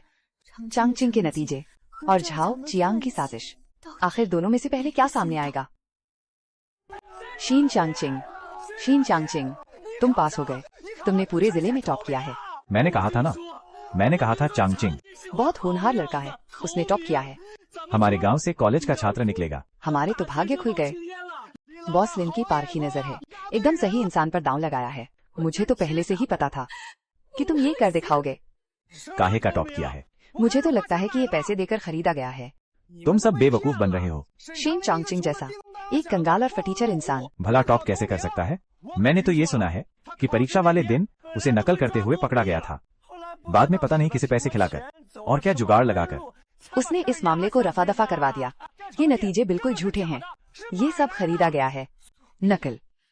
लगता है कुछ समय पहले ऐसी ही कोई अफवाह उड़ी थी। तो क्या ये पहला स्थान सच में पैसे देकर खरीदा गया है? मैंने ऐसा नहीं किया। मेरी कामयाबी पूरी तरह से साफ सुथरी है। उस नकल के मामले में किसी ने मुझे फंसाया था। ये बात साबित हो चुकी है। किसे पता, कहीं तुमने पैसे खिलाकर मामला तो नहीं रफा दफा करवा दिया? बिना आग के धुआं नहीं उठता। तुम लोग कह रहे हो कि इसने नकल की और नंबर खरीदे। सबूत कहाँ है? सब लोग यही कह रहे हैं। मतलब बिना सबूत के कुछ भी बकवास कर रहे हो। उस नकल वाले मामले में किसी ने जानबूझकर इसे फंसाया था। परीक्षा विभाग ने बहुत पहले ही इसकी जांच कर ली थी और फंसाने वाले को पकड़ लिया था। चांगचिंग को फिर से योग्य मान लिया गया था। इस पर सरकारी मुहर लगी हुई है। इसके नंबर इसके खुद के परीक्षा के पेपर पर लिखे गए जवाबों का नतीजा है। तो तुम लोग किस हक से इस पर कीचड़ उछाल रहे हो? कहने को तो तुम कुछ भी कह लो, पर बिना बात के अफवाहें नहीं उड़ती। अरे इस बात का कोई साफ जवाब नहीं है। झिशिया, मैंने तुम्हारे लिए फिर मुसीबत खड़ी कर दी। मैं ही किसी काम का नहीं हूँ जो तुम्हें मेरे साथ लोगों के ताने सुनने पड़ रहे हैं। ऐसा बिल्कुल मत कहो। तुम्हारी बेगुनाही मैं साबित करूंगी। तुम्हारे अपमान का बदला मैं लूंगी। अफवाह फैलाने वाले वो लोग बिल्कुल नए चेहरे थे। गांव में उन्हें कोई नहीं जानता। अपनी बात कहकर वो तुरंत खिसक गए। किसी ने उन्हें पैसे देकर यहाँ भेजा था। इतना घटिया काम, वो भी खास तौर पर नतीजे आने वाले दिन। झाओ चियांग के अलावा और कोई नहीं कर सकता। सेठ झाओ, अफवाह फैला दी गई है। अब पूरा गांव इसी के बारे में बात कर रहा है कि शेन चांगकिंग ने बेईमानी की और अपने नंबर खरीदे। बहुत बढ़िया। अब वो अकेला खुद को सही साबित नहीं कर पाएगा। मैंने 100 लोगों से ये बात कहलवाई है। अब मैं भी देखता हूँ कि वो अपने ऊपर लगे इस कीचड़ को कैसे साफ करता है। जब इज्जत ही मिट्टी में मिल जाएगी तो क्या उसका कोई भविष्य बचेगा? तब देखते हैं कि लिन झिशिया उसके साथ रहती है या नहीं। बिल्कुल सही कहा। उस चुड़ैल के हाथ से प्यार और पैसा दोनों चले जाएंगे कि ये टॉपर की हैसियत उसने खरीदी है। झाओ चियांग, तुमने अफवाहों से उस पर कीचड़ उछाला है। तुम उसकी इज्जत बर्बाद करना चाहते हो, लेकिन तुम भूल गए कि सांच को आँच नहीं तुमने जो भी कीचड़ उस पर उछाला है, मैं उसे एक जोरदार तमाचे में बदल दूंगी, जो सीधे तुम्हारे मुंह पर पड़ेगा। ये दूसरा हिसाब है चांगकिंग की बेगुनाही और उसकी इज्जत का। मैं उसकी तरफ से ये सब वापस लेकर रहूंगी।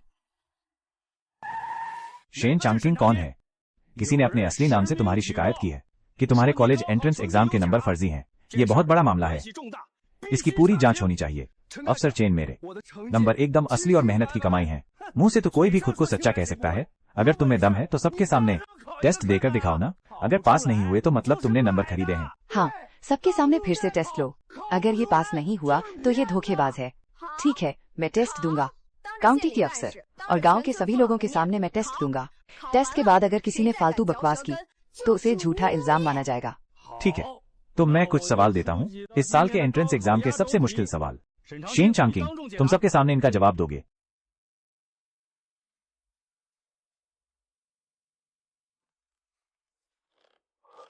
इसे सुलझाने का तरीका बहुत शानदार है। ये तो सही जवाब से भी ज्यादा सटीक है। मैंने अपनी पूरी जिंदगी बच्चों को पढ़ाया है, पर इसके जैसा होनहार बच्चा आज तक नहीं देखा। ये ज्ञान सालों की कड़ी मेहनत और सच्ची लगन से हासिल किया गया है। नकल करके नंबर खरीदना, ये तो बहुत बड़ा मजाक है। इसके पास सच में ज्ञान और हुनर है। मैं जिला शिक्षा बोर्ड की तरफ से ये साबित करता हूँ कि शेन चांगकिंग के नंबर बिल्कुल असली हैं। उसकी काबिलियत और ज्ञान 100% सच है, और वो नंबर खरीदने वाली अफवाह पूरी तरह से झूठी और इसे बदनाम करने की साजिश है। बाप रे, इसके पास तो सच में टैलेंट है। जिला अधिकारी ने भी इस पर अपनी मोहर लगा दी है। मैं तो पहले ही कह रहा था, उसने अपने दम पर ये नंबर लाए हैं। पता नहीं वो अफवाह फैलाने वाले क्या चाहते थे। वहीं रुक जाओ, इसके नंबर बिल्कुल असली हैं और उड़ाई गई अफवाहें एकदम झूठी हैं। तो अब मैं तुम लोगों से पूछना चाहता हूँ, तुम अनजान चेहरे वाले लोग जिनकी चांगकिंग से कोई दुश्मनी भी नहीं है, पूरे गांव में उसके खिलाफ अफवाहें क्यों फैला रहे थे कि उसने पैसे देकर नंबर खरीदे हैं? किसने तुम्हें इसके लिए पैसे दिए हैं? तुम्हें ये सब करने के लिए किसने भड़काया था? कहाँ भाग रहे हो? झिशिया, तुम फिर से मेरे लिए सबसे आगे खड़ी हो गई। मैंने तुमसे वादा किया था न कि तुम्हारी सच्चाई मैं साबित करूंगी, और आज मैंने वो साबित कर दिया। तुम्हारी काबिलियत ने सबकी बोलती बंद कर दी है। लेकिन अफवाह फैलाने वाले की जड़ अभी भी बाकी है। जैसे ही वो भाड़े के लोग भाग निकले, झाओ चियांग की असलियत सबके सामने आ गई। बॉस झांग, बहुत बड़ी गड़बड़ हो गई है। शेन चांगलिन ने सबके सामने सवालों के जवाब दे दिए और जिला अधिकारी को भी हैरान कर दिया। और वो नंबर खरीदने वाली अफवाह खुद ही झूठी साबित हो गई। निकम्मे, तुम सबके सब एकदम निकम्मे हो। बहुत बढ़िया शेन चांगकिंग, मैं मानता हूँ कि तुम में सच में हुनर है, पर सिर्फ ये साबित कर देने से। सिर्फ तुम्हारे बेदाग होने से क्या फायदा? लिन झिशिया को तुमसे दूर करने के लिए तुम्हें ये एहसास दिलाना होगा कि तुम उस पर बोझ हो। उसकी इज्जत मिट्टी में मिलानी होगी।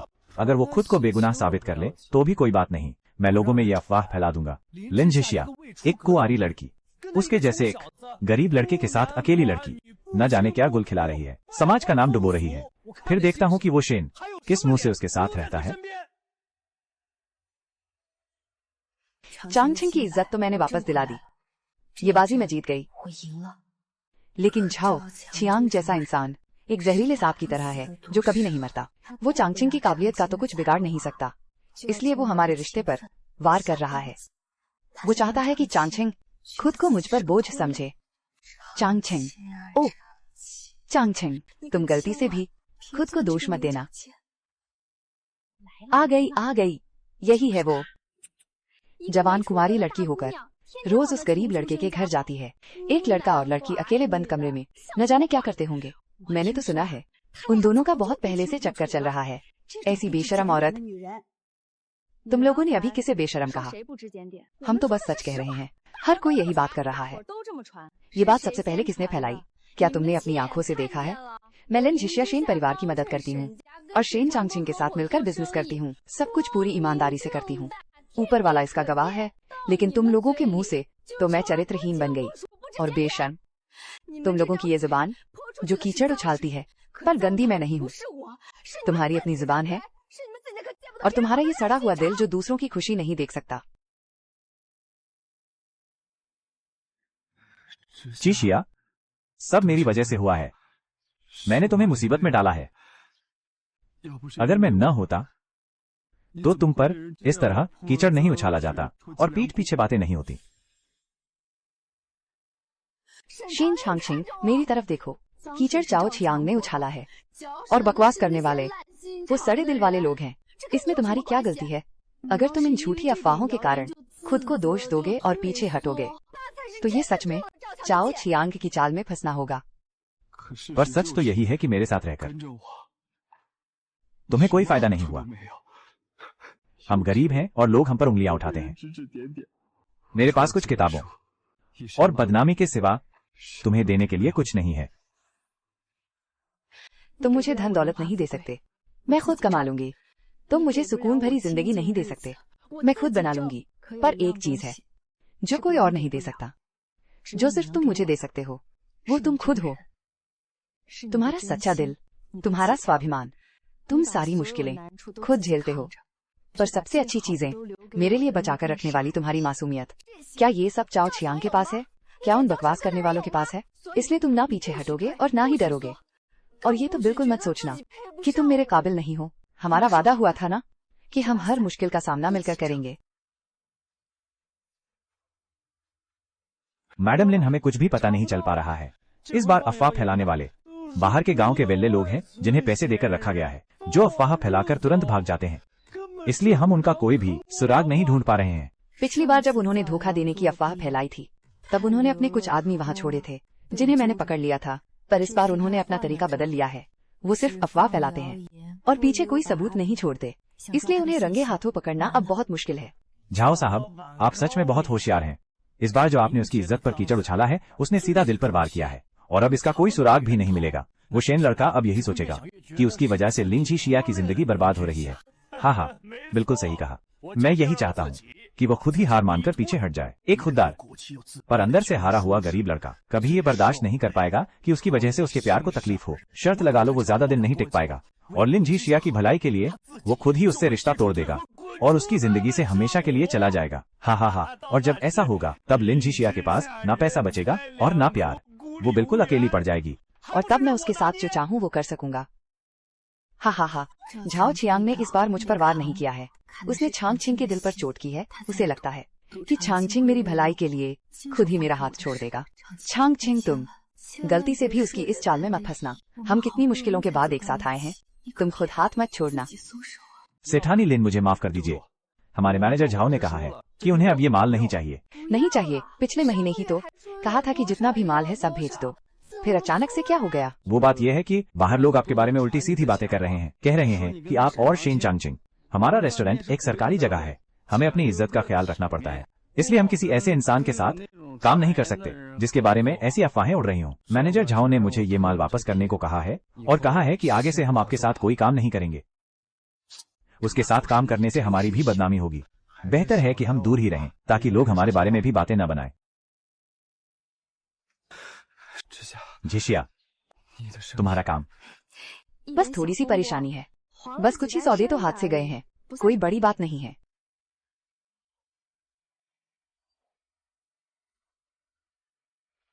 चांगचिंग, तुम दुकान संभालो, मैं एक बार शहर होकर आती हूँ। तुम कहाँ जा रही हो? सरकारी रेस्टोरेंट वाले माल लेने से डर रहे हैं तो मैं नए खरीदार ढूंढूंगी। शहर के प्राइवेट रेस्टोरेंट, थोक बाजार और बड़ी दुकानें। अगर एक रास्ता बंद होता है तो क्या दुनिया खत्म हो जाती है? बिल्कुल नहीं। मैनेजर साहब, मेरे माल की क्वालिटी आप तो अच्छी तरह जानते हैं। वो सारी अफवाहें किसी ने जानबूझकर मुझे बदनाम करने के लिए उड़ाई हैं। शिक्षा विभाग ने भी मुझे बेकसूर साबित कर दिया है। अब आप माल की क्वालिटी देखेंगे या फिर उन फालतू लोगों की बकवास सुनेंगे? ठीक है, माल तो एकदम बढ़िया है। मुझे सिर्फ माल से मतलब है, फालतू बातों से नहीं।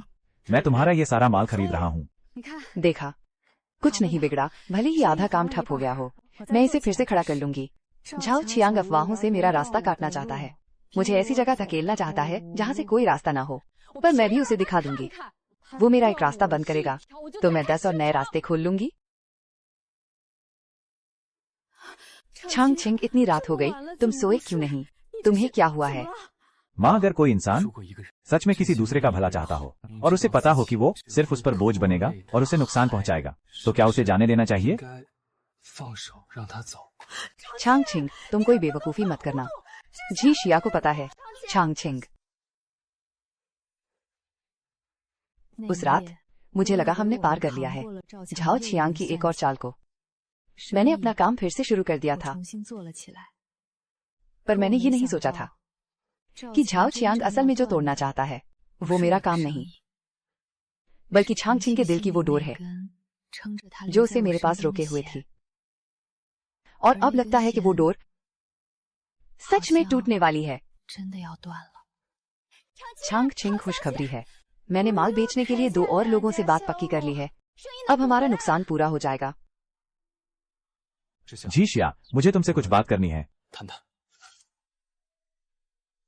हमें ये सगाई तोड़ देनी चाहिए। क्या कहा तुमने? तुमने साफ साफ सुन लिया है, मैं ये सगाई तोड़ना चाहता हूँ। हमारी जोड़ी सही नहीं है। सही नहीं है शेन चांग चिंग, मेरी आंखों में देखकर कहो, क्या सही नहीं है हमारे बीच? मैं जल्द ही कॉलेज जाने वाला हूँ। मेरा भविष्य बहुत सुनहरा है और तुम गांव में छोटा मोटा काम करने वाली एक लड़की हो। तुम अब मेरे लायक नहीं रही। बहुत खूब शेन चांग चिंग, अब तुम बहुत बड़े आदमी बन गए हो ना। तुम मुझे ठुकरा रहे हो। मेरी आंखों में देखो, एक बार फिर कहो कि मैं तुम्हारे लायक नहीं हूँ। चाहे जो हो, ये शादी नहीं हो सकती। अब तुम मेरे लिए कुछ मत करना। हमारे बीच सब कुछ यहीं खत्म होता है। ये सब तुम्हें वापस लौटा रहा हूँ। मान लो कि मैं तुम्हारे काबिल नहीं। शेन चांगचिंग, तुम मुझसे झूठ बोल रहे हो। तुम कह रहे हो मैं लायक नहीं। क्या तुम सच में मुझे छोड़ पाओगे? क्या ये उन अफवाहों की वजह से है, क्योंकि मेरे व्यापार को नुकसान पहुंचा? तुम्हें लगता है कि तुम्हारी वजह से मेरी ये हालत हुई, इसलिए तुम मेरी जिंदगी से जाना चाहते हो, ताकि मुझ पर कोई दाग ना लगे और मैं सुकून से जी सकूं। हाँ, सच में मेरी ही वजह से तुम्हारा ये हाल हुआ है। जब से तुम मेरे साथ हो, लोगों ने तुम्हें ताने मारे। तुम्हारे खिलाफ साजिशें रची गईं। तुम पर कीचड़ उछाला गया। तुम्हारा व्यापार भी चौपट हो गया। मैं तुम्हें कुछ नहीं दे सकता। सिर्फ तुम्हारा नुकसान ही करूंगा। मैं तुमसे प्यार करता हूँ और सिर्फ इसीलिए। मैं ऐसा नहीं होने दे सकता। मैं तुम्हें और बर्बाद नहीं कर सकता। मेरे जाने के बाद ही तुम बेदाग रह पाओगी और इज्जत के साथ अपनी जिंदगी जी पाओगी। मुझे जाने दो झीशिया। ये मान लो कि तुम मुझसे कभी मिली ही नहीं।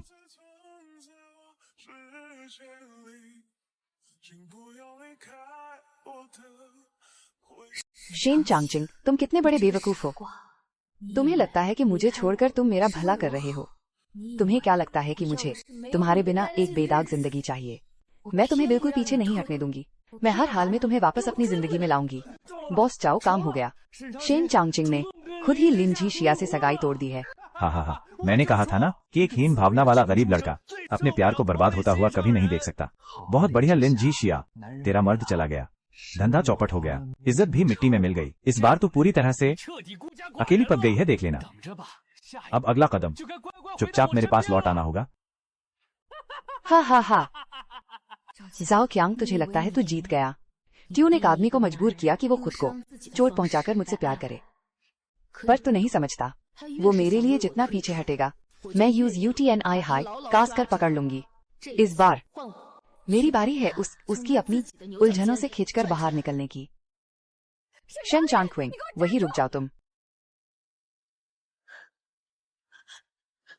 शादी तोड़ने की बात की और तोड़ दी। क्या तुमने एक बार भी मुझसे पूछो कि मैं राजी हूँ या नहीं? शिक्षा, मेरे पीछे आना बैंड करो। मैं जो कर रहा हूँ तुम्हारी भलाई के लिए कर रहा हूँ। बकवास है ये। इसे तुम मेरी भलाई कहते हो? मेरी दी हुई चीज वापस थमा दी और मुंह फेर कर भागने को मेरी भलाई कहते हो? शेन चांगक्विंग, इसको प्यार करना नहीं कहते। इसको बस खुद को महान समझना और डर कर भगना कहते हैं। मैं पूछती हूँ, क्या तुम्हें लगता है कि तुम गरीब हो? लोग तुम्हारे बारे में अफवाहें उड़ते हैं और तुम्हारी वजह से मेरे काम का नुकसान हुआ है, इसलिए तुम मेरे लायक नहीं हो। तो कान खोलकर सुन लो शेन चांगचिंग, जिस दिन से मैंने तय किया था कि मैं ये शादी निभाऊंगी, यूएस दिन से मुझे कोई लालच नहीं रहा, ना तुम्हारे पैसों का, ना तुम्हारे नाम का, और ना ही तुम्हारे भविष्य का। मुझे तो बस तुमसे मतलब था, तुमसे, क्योंकि जब पूरा गांव मेरा मजाक उड़ा रहा था, तब आंसू भरी आंखों से तुम मेरे लिए लड़ा। ये तुम हायद, जिसने अपने हिस्से का एक पैसा बचाकर माँ बाप की दवाई लाकर दी थी, खुद भूखे रहकर। तुम ही तो थे जो आधी रात को चुपके से वापस गए और मेरे फाड़े हुए शादी के कागज का एक एक टुकड़ा उठाकर वापस जोड़ा था। तुम्हें लगता है कि तुम मुझे कुछ नहीं दे सकते शेन चांगचिंग? तुमने मुझे इस दुनिया की सबसे कीमती चीज दी है, वो है एक इंसान का सच्चा और बहुत ही साफ दिल। लेकिन मैं सच में तुम्हारे लिए एक बोझ बन गया हूँ। मेरे साथ रहकर तुम पर कीचड़ उछाला जा रहा है। लोग तुम्हें ताने मार रहे हैं। अगर मैं चला गया तो तुम? मुझे नहीं चाहिए वैसी साफ सुथरी जिंदगी जिसमें तुम ना हो। क्या तुम्हें याद है, तुमने मुझसे कहा था कि मैं छाता नहीं पकड़ सकता, लेकिन मैं तुम्हारे लिए बारिश में भीगना चाहता हूँ बुद्धू। मैं कभी नहीं चाहती थी कि तुम मेरे लिए बारिश में भीगो। मुझे तो बस ये छाता चाहिए जिसे हम दोनों एक एक तरफ से मिलकर पकड़ें। धूप खिले तो साथ चलें, बारिश हो तो साथ भीगें, आधी बारिश तुम सहो। इसी को तो पति पत्नी कहते हैं, इसी को तो साथ जिंदगी बिताना कहते हैं। चिशिया, मुझे माफ कर दो, मैं अभी सबसे बड़ी बेवकूफी करने जा रहा था। अब मैं पीछे नहीं हटूंगा, इस जन्म में तो कभी पीछे नहीं हटूंगा। तुम सही कह रही हो, ये छाता हम दोनों मिलकर पकड़ेंगे। मैं फिर कभी ये सोचने की बेवकूफी नहीं करूंगा कि मैं अकेला तुम्हारे हिस्से की बारिश भीग लूं। चिशिया, मेरा इंतजार करना, मैं खूब पढ़ाई करूंगा और कुछ बनकर दिखाऊंगा। चाओ छियांग ने अफवाहें फैलाकर हमें परेशान किया है, अब मैं तुम्हारे पीछे नहीं छिपूंगा। आज के बाद से तुम्हारी हिफाजत करने वाला तुम्हारे अपने अलावा और मैं भी, हम दोनों मिलकर उन लोगों से जिन्होंने हमें नुकसान पहुंचाया है, सूद समेत अपना बदला लेंगे। उस दिन मैंने उसे नहीं खोया, मैंने उसे उसकी सबसे गहरी हीन भावना से बाहर निकाला। उसके बाद से हम ऐसे नहीं रहे कि एक दूसरे को खींचकर चलें, बल्कि हम कंधे से कंधा मिलाकर आगे बढ़ रहे हैं।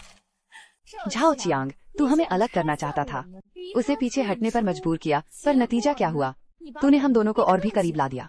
अब हमारी बारी है एक साथ सारा हिसाब चुकता करने की। झाओ चियांग और मेरे वो महान मायके वाले, तुम लोगों ने हमारा जो भी बिगाड़ा है, अब वक्त आ गया है कि सूद समेत एक एक पाई का हिसाब लिया जाए। झाओ चियांग ने हमारे पीठ पीछे जो भी वार किए हैं, मुझे सब याद है। गांव के सरपंच से हाथ मिलाना, मुझ पर कालाबाजारी का झूठा इल्जाम लगाना, घर की तलाशी और माल जब्त करवाना, ये पहला हिसाब है। परीक्षा केंद्र के अंदर के आदमी को रिश्वत देना, मुझे नकल करने के झूठे मामले में फंसाना, मेरा भविष्य बर्बाद करना, ये दूसरा हिसाब है। लोगों को पैसे देकर तुम्हारे नंबर खरीदने की अफवाहें फैलाना और मेरे चरित्र पर कीचड़ उछालना, मेरा धंधा चौपट करना, तुम्हें सगाई तोड़ने पर मजबूर करना, ये तीसरा हिसाब है। ये तीनों हिसाब एक एक करके उसकी जिंदगी बर्बाद करने के लिए काफी हैं। पहले हम उसकी मार सह रहे थे, पर आज से हमारी चाल चलने की बारी है। झाओ चियांग बहुत चालाक है, हर बार पैसे देकर लोगों से काम करवाता है, खुद कभी सामने नहीं आता। लेकिन जब उसने मुझे नकल के मामले में फंसाया था, वो परीक्षा केंद्र का आदमी, उसे पुलिस ने पहले ही पकड़ लिया है। उसी ने सीधे झाओ चियांग से पैसे लिए थे। चोर को पकड़ने से पहले सबूत पकड़ना जरूरी है। अगर हम ये साबित कर दें ये झाओ चियांग का दिया हुआ पैसा है, झाओ चियांग ने ही ऐसा करने को कहा था, उसे रिश्वत देने के जाल में फंसाकर, ये इल्जाम सीधा उसी के सिर पर मढ़ा जा सकता है। इन सब सबूतों के होते हुए और उस खबरी के कबूलनामे के साथ झाओ चियांग इस बार बच नहीं पाएगा। सिर्फ इतना ही काफी नहीं है, मैं ये नहीं चाहता कि वो थोड़े बहुत पैसे देकर छूट जाए। मैं चाहता हूँ कि इन सालों में उसने जितने भी पाप किए हैं, वो एक एक करके सबके सामने खुद अपने मुंह से उगले। अरे ये वही बॉसलिन है ना, जिनकी सगाई टूट गई थी। तुम अभी तक इस कंगाल किताबी कीड़े के साथ क्या कर रही हो? हम साथ हैं या नहीं, इसकी फिक्र बॉस झाओ को करने की जरूरत नहीं है। आज यहाँ आने का मकसद बॉस झाओ को बस एक बात समझाना था, आज नहीं तो कल अपने किए का हिसाब देना ही पड़ता है। बॉस झाओ, एग्जाम हॉल में चीटिंग करने वाला वो आदमी सिक्योरिटी गार्ड्स के हाथों पकड़ा गया है, ये बात आपको पता है ना? पकड़ा गया तो पकड़ा गया, उससे मेरा क्या लेना देना? उसने किससे पैसे लिए और किसके इशारे पर काम किया, पुलिस इस बात की जांच कर रही है। मैं तो कहूंगी कि जितनी जल्दी हो सके इन सालों में आपने जो भी हेराफेरी और धोखेबाजी की है, उसका हिसाब किताब खुद ही साफ कर लें, वरना वक्त आने पर पाई पाई का दुगना हिसाब चुकाना पड़ेगा। अच्छा, तो शेन चांगचेंग, उस नकारे की किस्मत पलट गई और वो खूबसूरत लिन जिशिया अभी भी मेरे दरवाजे पर आने की हिम्मत कर रही है। बॉस झाओ, बहुत बड़ी गड़बड़ हो गई है। अगर उस खबरी ने आपका नाम उगल दिया तो रिश्वत देने के जुर्म में आपको हवालात की हवा खानी पड़ जाएगी। इतना घबरा क्यों रहे हो? उनके पास जो थोड़ा बहुत सबूत है उससे मेरा कुछ नहीं बिगड़ने वाला। वो मुझ पर ही वार करना चाहते हैं तो फिर मुझे पहले हमला करने के लिए दोष मत देना। जाओ और उस पकड़े गए मुखबिर का खेल हमेशा के लिए खत्म कर दो। मुर्दे कभी गवाही नहीं देते। और जाकर मेरे लिए कुछ ऐसे गुंडे लाओ जिन्हें अपनी जान की परवाह ना हो। मैं भी तो देखूं कि वो मेरा बाल भी बांका कर पाते हैं, या फिर मैं ही उन्हें बुरी तरह कुचल दूंगा। बॉस चाओ ने कहा है, अगर तुम लोग एक और बार मदद कर दो लिन जिशिया को रास्ते से हटाने में, तो ऐसे पैसों की कोई कमी नहीं होगी। हमने खुद आगे बढ़कर वार किया है। चाओ छियांग घबरा गया है, पर एक कुत्ते को जब कोने में धकेल दिया जाए तो वो काटता ही है। वो अब बौखलाहट में कुछ भी कर सकता है। वो हमसे पहले बाजी मारना चाहता है, यहाँ तक कि वो गवाहों को भी मिटाने वाला है। अब ये खेल अपने सबसे खतरनाक मोड़ पर आ गया है। चाओ छियांग, तुम आर पार की लड़ाई लड़ना चाहते हो, तो फिर मैं भी देखना चाहता हूँ कि तुम्हारे वार में ज्यादा दम है या हमारा जाल कसने में। बॉस लिन गजब हो गया। चाओ छांग गवाहों को मारने वाला है। वो जो परीक्षा केंद्र का मुखबिर पकड़ा गया था, वो जमानत पर अपने घर में ही था। चाओ छांग को डर है कि वो रिश्वत वाली बात उगल देगा। आज ही रात वो अपने आदमी भेजकर उसका काम तमाम करने वाला है और किसी को कानो कान खबर भी नहीं होगी। वो मुखबिर ही चाओ छांग को सजा दिलाने वाला रिश्वतखोरी का सबसे पक्का गवाह है। अगर उसे कुछ हो गया तो चाओ छांग के गुनाहों का कोई भी सबूत नहीं बचेगा। हम इंतजार नहीं कर सकते। हमें चाओ छांग के हमले से पहले ही वहाँ पहुँचना होगा। इस आदमी को बचाना है। चांगचिंग, तुम अभी चाचा से बात करो, मैं पहले जाकर उन्हें रोकता हूँ। नहीं, ये बहुत खतरनाक है। झाओ छांग के आदमी इन सब कामों में माहिर हैं। तुम्हारा अकेले जाना मुझे ठीक नहीं लग रहा।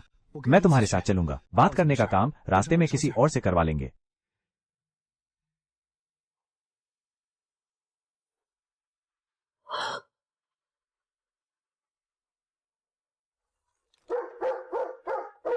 चोर को पकड़ो, कोई है यहाँ, चोरी हो गई है, कोई आओ। यहाँ इतने सारे लोग कैसे आ गए? हम जबरदस्ती नहीं कर सकते, जल्दी भागो। डरो मत, हम तुम्हें बचाने आए हैं। हमारे साथ सुरक्षित जगह पर चलो, वहीं तुम सुरक्षित रहोगे। झाओ छांग और बॉस ची ने मुझे पैसे दिए थे। मुझे कहा गया था कि शेन चांगचिंग के साथ खिलवाड़ करूं, 500 रुपए और ऊपर से खर्चे भी मिलेंगे। उसने मुझे किसी को बताने से भी मना किया था। काम होने के बाद 500 और देने का वादा किया था। गवाह सबूत और पैसे भेजने के सारे रिकॉर्ड अब हमारे पास हैं। खाना पीना और ऐश करना, वो सब कुछ अपने सिर लेना चाहता है। झाओ छांग तो जैसे वा रहे थे, अपना सारा पैसा लुटाने वाला है। कालाबाजारी और अफवाहें फैलाने के भी मेरे पास सुराग हैं। अब वक्त आ गया है कि झाओ छांग ने इतने सालों में जो भी गुल खिलाए हैं, उन्हें और उसके पीछे छिपे उन अनजान गुंडों को भी बेनकाब किया जाए। बॉस झाओ, गड़बड़ हो गई। हम कुछ नहीं कर पाए। पता नहीं उन दोनों को कैसे खबर मिल गई। उन्होंने हमसे पहले ही उसे बचा लिया और सुरक्षा थाने में भी भेज दिया। उसे बचा लिया और सुरक्षा थाने भी भेज दिया। अगर उस भेदी ने सब कुछ उगल दिया तो बॉस झाओ, खाना पीना और ऐश करना, इन सब का पैसा मिलाकर बहुत ज्यादा होता है। यहाँ से जल्दी भागो। ये नामुमकिन है। मेरे पास पैसा है, मेरे पास आदमी है। मैं कैसे हार सकता हूँ इन दो कंगालों से जिनके पास कुछ नहीं है। झाओ छांग दावत देना चाहता था, लेकिन उल्टे उसने अपना ही आखिरी रास्ता भी बंद कर लिया।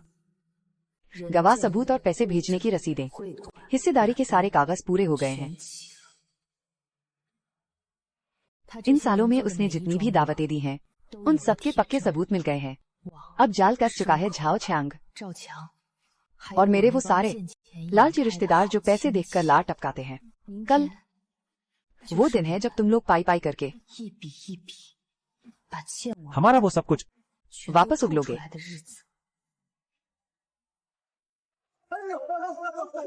अब से इन आसपास के सारे गांवों का धंधा सिर्फ मेरे इस झाओ के इशारों पर चलेगा। सेठ लिन भी मुझे बधाई देने आए हैं। कहो कैसा चल रहा है उस कंगाल पढ़े लिखे के साथ तुम्हारी जिंदगी? झाओ छांग कहाँ है? गहरी वर्दी वाले अफसर साहब, आज मेरे धंधे की शुरुआत है। क्या कोई मसला है? झाओ छांग, तुम पर दावत देने, खाने पीने और मजे उड़ाने। अब तुम्हें हमारे साथ थाने चलना होगा और जांच में सहयोग करना होगा। खाना पीना। तुम लोग मुझ पर झूठा इल्जाम लगा रहे हो। मैं झाओ इस इलाके में जो चाहूँ वो कर सकता हूँ। मुझे बदनाम करने की जरूरत किसकी हुई? झूठा इल्जाम? तो चलो फिर हम पूरे गांव वालों के सामने ही पाई पाई का हिसाब चुकता कर लेते हैं। पहला हिसाब, जब तुमने मुझ पर कालाबाजारी का झूठा आरोप लगाया था, मेरे घर की तलाशी ली और मेरा माल जब्त करवाया, वो सब इसी ने गांव के अफसरों से करवाया था। दूसरा हिसाब, कॉलेज की प्रवेश परीक्षा में शेन चांगचिंग के पेपर में वो पर्ची रखवाई जिसने उसका भविष्य बर्बाद कर दिया। उसी ने 500 रुपए देकर जबरदस्ती किसी से अंदर रखवाया था। पैसे देने वाली वह पर्ची जिस पर साफ साफ लिखा है, तो इसका मतलब शेन चांगचिंग के साथ नाइंसाफी हुई थी। उसी ने उसे फंसाया था और पूरे गांव में शेन चांगचिंग के नंबर खरीदने की बात और मेरे चरित्र पर कीचड़ उछालने का काम उसी ने लोगों को पैसे देकर करवाया था, सिर्फ हम दोनों को अलग करने और मेरा धंधा चौपट करने के लिए। और कल रात उसे डर था कि कहीं वो उसका नाम न उगल दे, इसलिए वो इतना पागल हो गया कि लोगों को उसकी जान लेने के लिए भेज दिया। बहुत ही नीच इंसान है, दूसरों को नुकसान पहुंचाने के लिए जान तक लेने को तैयार है। ऐसे इंसान को तो पकड़कर कड़ी सजा देनी चाहिए। झाओ छियांग, सारे गवाह और सबूत मौजूद हैं। अब तुम्हें अपनी सफाई में क्या कहना है? ये नामुमकिन है। मेरे पास इतना पैसा है, मैं ऐसा कैसे? झाओ छियांग, तुमने कहा था कि मुझ जैसा एक गरीब पढ़ाकू इसकी रक्षा कैसे करेगा। अब मैं तुम्हें बताता हूं। मैंने अपनी पूरी ईमानदारी, कानून और इंसाफ के दम पर उसे महफूज रखा है और अपने आत्मसम्मान की भी रक्षा की है। तुमने पैसे, ताकत और साजिश के दम पर जिंदगी भर लोगों पर जुल्म किया, लेकिन आखिर में तुम्हारी बहुत बुरी हार हुई है। ले जाओ इसे। बॉस लिन, मिस्टर शेन, हमें माफ कर दीजिए। हमने पहले अफवाहों पर यकीन करके आप दोनों को गलत समझा। आप दोनों ने बहुत हिम्मत दिखाई, जो झाओ छियांग जैसे गुंडे से आखिर तक लड़ते रहे। झाओ छियांग पकड़ा गया तो हमने जो पहले झी शिया के खिलाफ उसकी मदद की थी, कहीं हम भी मारे गए। अब तो हम मारे गए। हमने उस वक्त उससे पैसे लिए थे झी शिया को नुकसान पहुंचाने के लिए। अगर ये बात सामने आ गई तो चाओ छियांग, ये इतने बुरे काम करने वाला गुंडा, आखिरकार इसे इसके किए की सजा मिल ही गई। जिंदगी भर इसने जिस पैसे और ताकत का गुरूर दिखाया, वो कानून और इंसाफ के सामने किसी काम के नहीं रहे। पर ये जंग अभी खत्म नहीं हुई है। उस वक्त चाओ छियांग की मदद करके मुझे सबसे गहरा घाव देने वाले वो लोग, मेरे वो महान माँ बाप, अब उनसे भी हिसाब बराबर करने का वक्त आ गया है। बूढ़े लिन, तुम्हारे बेटे की शादी के पैसे और दावत का उधार अब चुकाना होगा।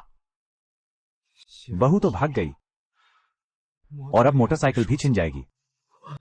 खत्म, सब खत्म हो गया। यही होना चाहिए था। सगी बेटी का खून चूसने वाले इन लोगों के साथ अब इन्हें इनके कर्मों का फल मिल रहा है। उस वक्त जब चाओ छियांग ने झी शिया को नुकसान पहुंचाया था, तो इन्होंने पैसे लेकर उसकी मदद की थी। ये बात किसे नहीं पता। ऐसे लोगों से तो दूर ही रहना चाहिए। झी शिया, तुम्हारी माँ से गलती हो गई। तेरे भाई का कर्ज और घर की ये मुसीबत, बस इस बार अपनी माँ की मदद कर दे। मान जा, हम सब एक ही परिवार है ना। दीदी, पहले मुझ में अकल नहीं थी। इस बार मुझे बचा लो। आगे से मैं तुम्हारी हर बात मानूंगा। एक ही परिवार। जब तुमने मेरा ताला तोड़कर मेरे पैसे चुराए थे, क्या तब तुम लोगों ने सोचा था कि हम एक ही परिवार हैं? चाओ छियांग से पैसे लेते वक्त जब तुम लोग मुझे नुकसान पहुंचाने में उसकी मदद कर रहे थे, क्या तुमने एक बार भी सोचा था? तुम लोगों ने मेरे खिलाफ झाओ छियांग का साथ दिया। इस बात का पक्का सबूत है मेरे पास। मेरे पास पूरा हक है कि मैं तुम सबको जेल भिजवा दूं, पर मैं ऐसा गिरकर कुछ नहीं करूंगी। मुझे अपनी भड़ास निकालने के लिए तुम लोगों को जेल की हवा खाते हुए देखने की जरूरत नहीं है। आज तुम्हारी जो ये दुर्दशा हुई है, वो मेरी वजह से नहीं है, बल्कि ये तुम्हारे अपने कर्मों का ही फल है। शाशा, तुम हमें ऐसे मरता हुआ नहीं छोड़ सकती। आखिर मैं तुम्हारी माँ हूँ। मैंने ही तुम्हें जन्म देकर पाला है। जन्म देने और पालने पोसने का वो कर्ज मंदिर वाले दिन ही मैंने 3 गुना करके चुका दिया था। उसी दिन से मुझ लिन झी शिया का इस मायके से कोई नाता नहीं रहा। अपना कर्ज अब तुम लोग खुद चुकाओ। अपना रास्ता अब तुम लोग खुद नापो। परिवार का प्यार पैसों से नहीं खरीदा जा सकता, पर तुम लोगों ने खुद ही इसे अपने ही हाथों से तमाचा मार मार कर बर्बाद कर दिया। इसके लिए किसी और को दोष मत दो।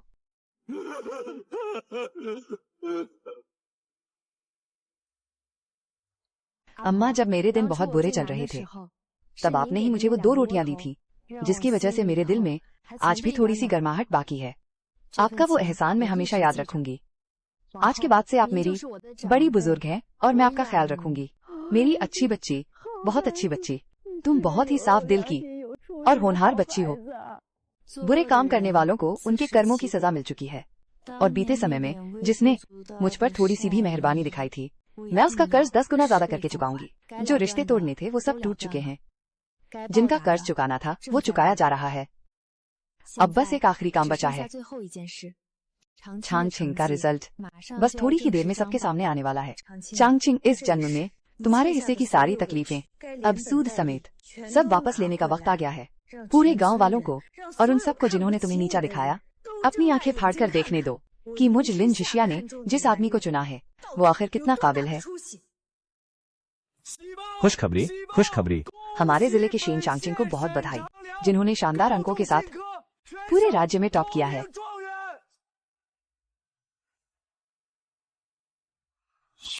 पूरे राज्य का टॉपर। टॉपर, पूरे राज्य का टॉपर। चांगचिंग हमारे गांव नहीं बल्कि हमारे पूरे जिले से एक टॉपर निकला है। आज हमारे पूर्वज भी धन्य हो गए। टॉपर। मैंने तो कहा था कि एक गरीब लड़का क्या खाक कॉलेज जाएगा, और ये तो टॉपर बन गया। अगर मुझे पहले पता होता तो मैं कभी फालतू की बातें नहीं बनाता और उसका मजाक नहीं उड़ाता। आप सभी गांव वालों की बधाइयों के लिए बहुत बहुत शुक्रिया। मैंने तो बस एक छात्र का अपना फर्ज निभाया है।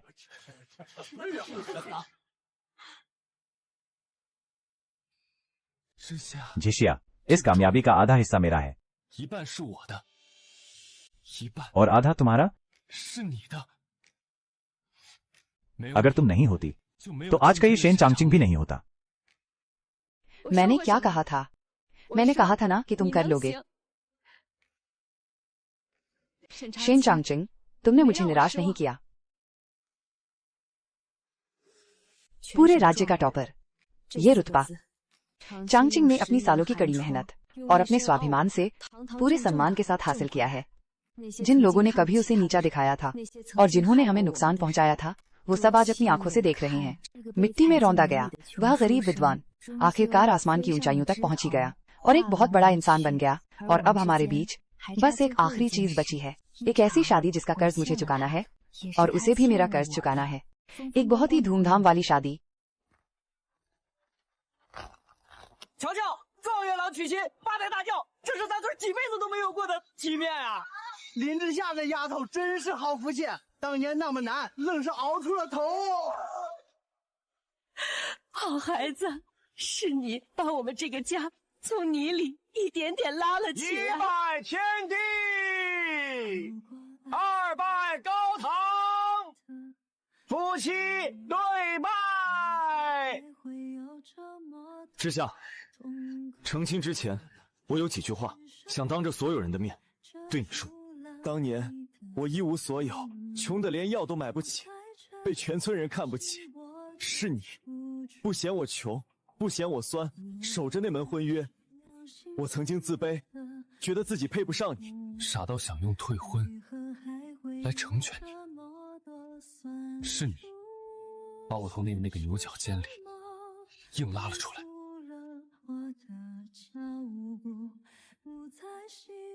विवाह। 这张婚书当年被人撕碎过，可我把它一片一片捡了回来，就像你把跌进泥里的我一点一点捡了回来。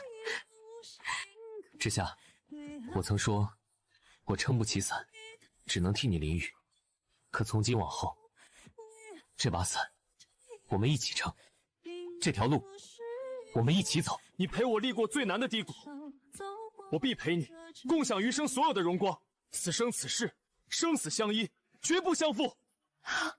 我信你。状元郎，状元夫人，祝你们百年好合，早生贵子。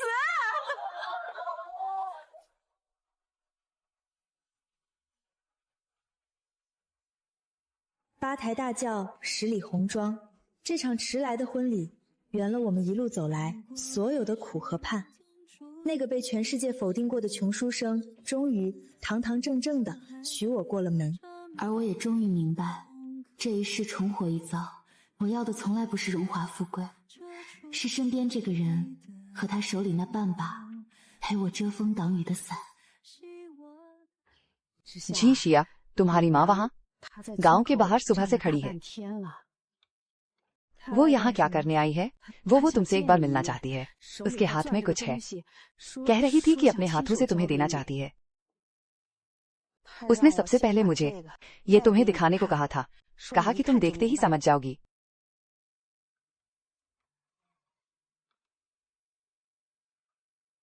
माँ, ये कंगन बहुत सुंदर है। क्या मैं इसे पहन सकती हूँ? चल हट यहाँ से। ये तेरे छोटे भाई के लिए है। जब वो आगे चलकर बहू लाएगा, तुम जैसी छोटी लड़की को चांदी का कंगन पहनने की क्या जरूरत है? ये कंगन उसके पूरे बचपन में प्यार न मिलने की निशानी है। जब उसने इसे मांगा था, तब माँ ने इसे छोटे भाई के लिए बचा कर रखना बेहतर समझा। और अब जब भाई का रिश्ता टूट गया, तब काफी समय बाद उन्हें ये कंगन उसे लौटाने की याद आई। पर अब बहुत देर हो चुकी है। जी शिया, क्या तुम मुझसे मिलोगी? मुझे नहीं मिलना। उस दिन कुलदेवता के मंदिर में मुझे जो कहना था मैं कह चुकी हूँ, और सारे रिश्ते भी पूरी तरह तोड़ चुकी हूँ।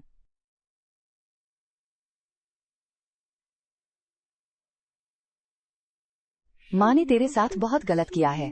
उन्हें आखिरकार समझ आ गया कि उन्होंने जिंदगी भर लालच और भेदभाव किया और अपनी सबसे अच्छी चीजें अपने निठल्ले बेटे को दे दी।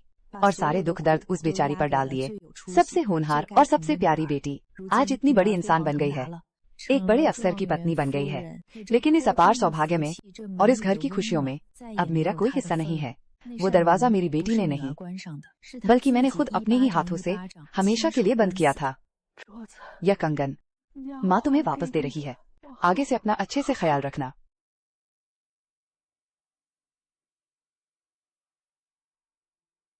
क्या तुम ठीक हो? मैंने उनसे बहुत नफरत की थी, कई सालों तक नफरत की, लेकिन अब उनकी ऐसी हालत देखकर मुझे लगता है कि नफरत करने लायक कुछ बचा ही नहीं है। उन्होंने अपनी पूरी जिंदगी अपने बेटे को सिर आंखों पर बिठाकर रखा और मुझे कीचड़ में रौंद दिया, लेकिन आखिर में उनका वही बेटा बिल्कुल निकम्मा निकला और मैं उनकी पहुंच से बहुत दूर एक बड़े अफसर की पत्नी बन गई। यही उनके कर्मों का फल है, जो मैंने नहीं दिया बल्कि उन्होंने खुद अपने हाथों से बोया है। मैंने वो कंगन नहीं लिया। कुछ चीजें अगर अपने वक्त पर न मिलें, जब उनकी सबसे ज्यादा जरूरत होती है, तो फिर चाहे वो कितनी भी कीमती क्यों न हो, बस एक पुरानी और बेजान चीज बनकर रह जाती हैं। माँ, अब मुझे आपसे कोई नफरत नहीं है, लेकिन अब हमारे बीच पहले जैसा कुछ नहीं हो सकता। आपने मुझसे माफी मांगने में बहुत देर कर दी और मेरा आप पर जो भी कर्ज था वो मैंने कुलदेवता के मंदिर वाले दिन ही पूरी तरह से चुका दिया था। शेन साहब वापस आ गए हैं। शेन साहब हमारे लिए भगवान के समान हैं। नहरें बनवाना, स्कूल खुलवाना और लगान कम करना, ये सब शेन साहब की ही बदौलत है। तभी तो हमारी जिंदगी खुशहाल हो पाई है।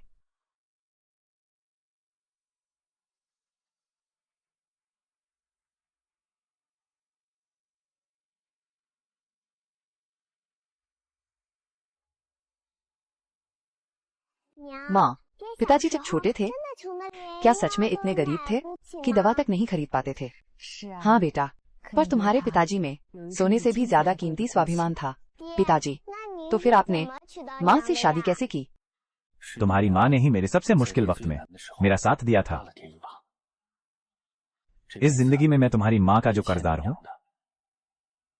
वो कभी नहीं चुका पाऊंगा।